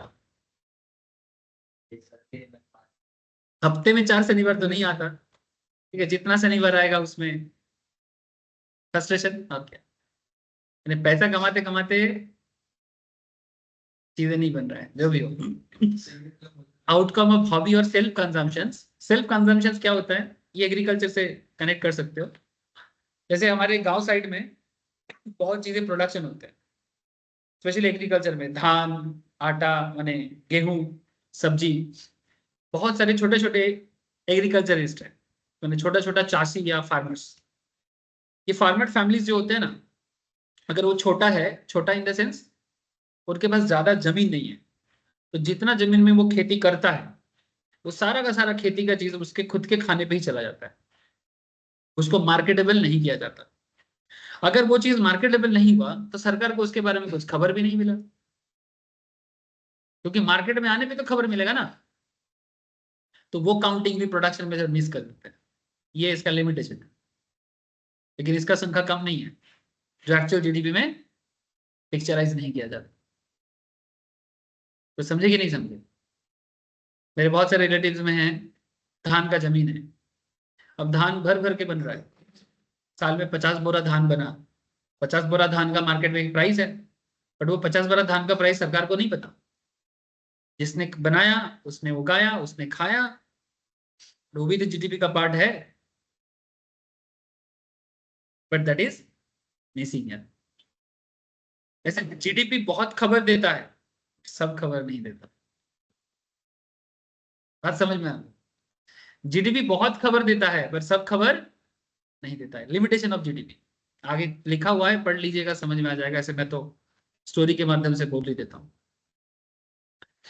और क्या नहीं आता इसमें, self consumption of out, producer में consume part of his production, वही बोल रहा था कि आप प्रोडक्शन करते करते कुछ खा लिए, ठीक है, तो वो तो नहीं आएगा, लेकिन वो भी तो जीडीपी का पार्ट है, इनकम मेथड क्या है? The net income received by all citizen of a country in a particular year, that is वही। सुन सुन के कान, फिर से कान में फोड़ा आ गया होगा, कार्बन कॉल हो जाएगा। हाँ, क्या बोलते हैं फोड़ा को हिंदी में? अरे वो नहीं आता, पक जाता है। हाँ, डिम्पल नहीं, कार्बन कॉल नहीं आते, या फिर हाँ हाँ, वो क्या बोलते हैं उसको, एक हॉट बॉयल की तरह फूल जाता है, फिर उसमें हाँ हाँ वही होगा, उसी को हम लोग बंगाली में फोड़ा बोलते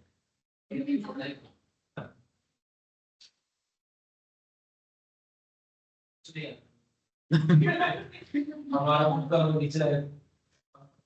नहीं, होता है, बहुत सारे रीजन पे फोड़ा हो सकता है। स्किन प्रॉब्लम में होता है, कभी कभी शरीर में जिसका थोड़ा सा रोम ज्यादा है, रोम गिर के हो सकता है ना, उसको हम लोग लोम फोड़ा बोलते हैं। ऐसे डिफरेंट काइंड ऑफ से हो सकता है, होता है जिंदगी में। फोड़ा कोई देखा नहीं ऐसा तो हो नहीं सकता, सबके होता है। जैसे ये पिंपल्स होता है ना, पिंपल्स भी देखना कभी कभी उसके अंदर पूंछ वगैरह बन जाता है ना, ठीक है, वो भी एक तरह का फोड़ा ही। सुन ले, तो इनका मेथड क्या हो गया? पूरा सोसाइटी रेंट पे कितना कमाते हैं, वेजेस में कितना कमाते हैं, इंटरेस्ट में कितना कमाते हैं, और प्रॉफिट से कितना कमाते हैं, सबको जोड़ दो। It is the income earned by the factors of production of a country. Economy is divided on basis of income group such as wage, salary earners, rent earners, profit earners. दुनिया में और क्या इनकम है? या तो wages से कमाओगे, हमारे भारतीय संस्कृति में इसको बहुत अच्छे से बोला गया था, वेजेस एंड सैलरी माने शूद्र इंसान, ठीक है। रेंट अर्नर माने बेसिकली जमींदार लोग, या फिर क्या बोलते हैं उसको, क्षत्रिय बंदे, ठीक है।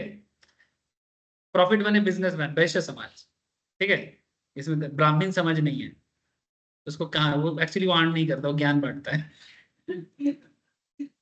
बदले में भिक्षा मिलता है। हाँ, यही तो है हमारे वर्ण वर्ण व्यवस्था, क्या है? यही है वर्ण व्यवस्था, यही है ये। इसको इंग्लिश में बोल देने से शुद्ध हो गया, और हिंदी में बोल देने से जाति पात हो गया। नहीं समझे? छोड़ दो, समझ गए? Income of all group is added, including income from abroad and undistributed profit. The income earned by foreigners and transfer payment made in the year are subtracted.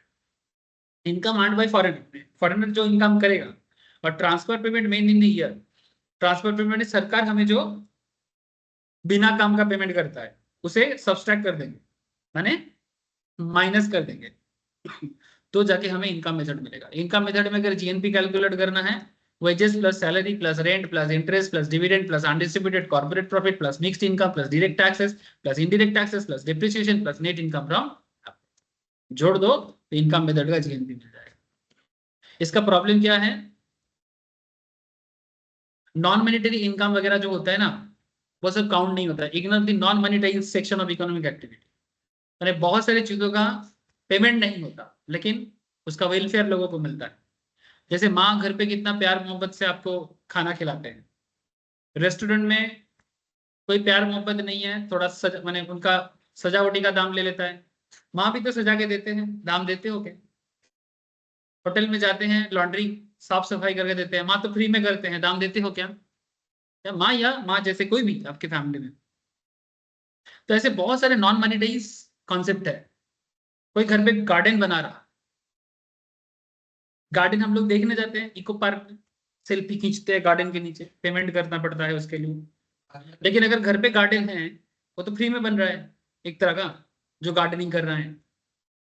वैसे तो सिर्फ पार्किंग लॉट में बहुत सारा चीज जिसका वैल्यूएशन है पर काउंट नहीं होता, दैट इज, वही तो बोल रहे लिमिटेशंस। नॉन मॉनेटरी इनकम यानी एक तरह का इनकम है पर उसके लिए कोई मॉनेटरी कॉन्सेप्ट दिया नहीं गया, ये लिमिटेशन है इनकम मेथड का। Economic activities that contribute to national income but due to their non monetary nature they go unrecorded. For example, a farmer and family working in their own field. अच्छा example दिया, farmer के families के बच्चे लोग ही उसमें काम किया, बदले में कुछ इनकम नहीं मिला, बस घर का खाना मिला, पर काउंटिंग कहाँ हुआ? ये भी तो जोड़ना चाहिए। हमारे देश में जनसंख्या बढ़ने का सबसे बड़ा रीजन नहीं था, फैमिली में बच्चा पैदा करो और वही बच्चा जमीन में काम करेगा, बाहर से किसी को लाने का जरूरत नहीं है। 10 बच्चा बनाओ, 10 बीघा जमीन है, 1-1 बीघा सबका, घर का खाना घर में,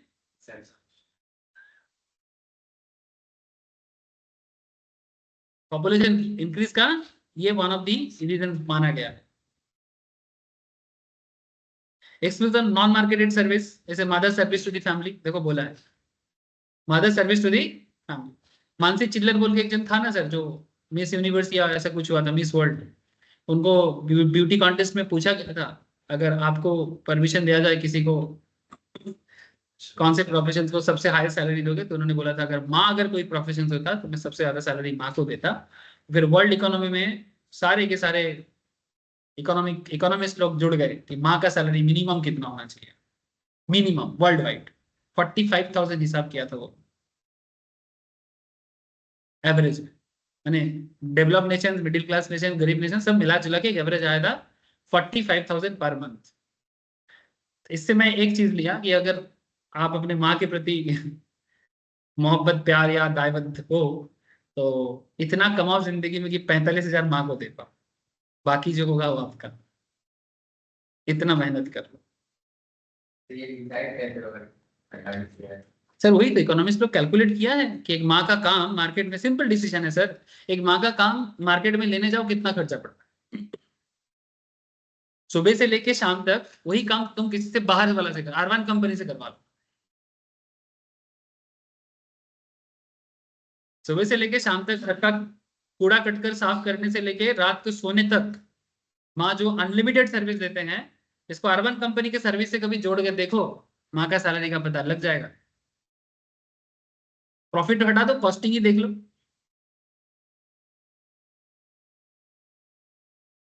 एक्सपेंडिचर क्या हिसाब लगा रहा है, माँ का सैलरी एक्सपेंडिचर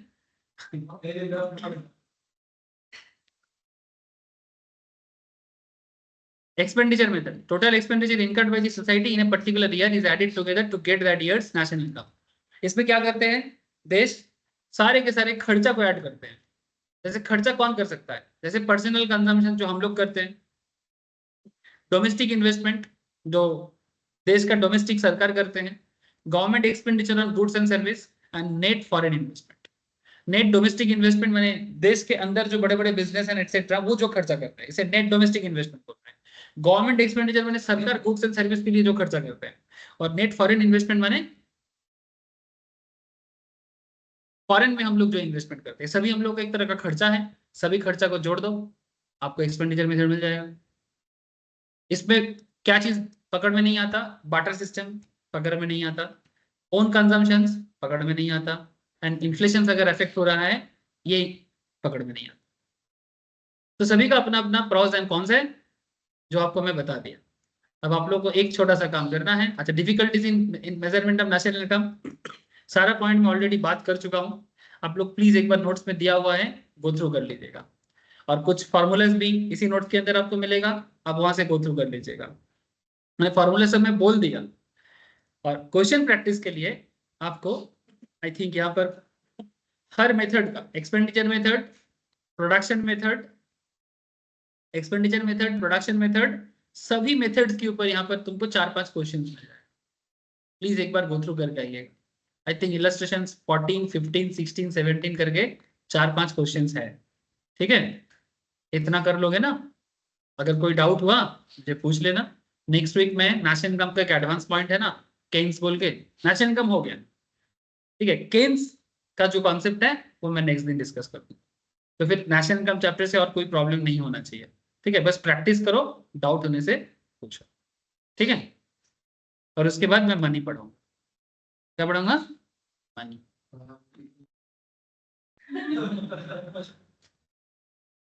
चलो, थैंक यू, मेरा आज इतना ही है। अच्छा, जिन लोगों का मैम का क्लास है बैठ जाओ, करके घर जाओ, और ऑनलाइन में जो लोग हो मैम का क्लास ज्वाइन करना है, मैम अलग से लिंक देते हैं, आप उन पे ज्वाइन करो। ठीक है सर, भेजता हूँ। ठीक है, bye sir. Bye sir. Bye sir. बस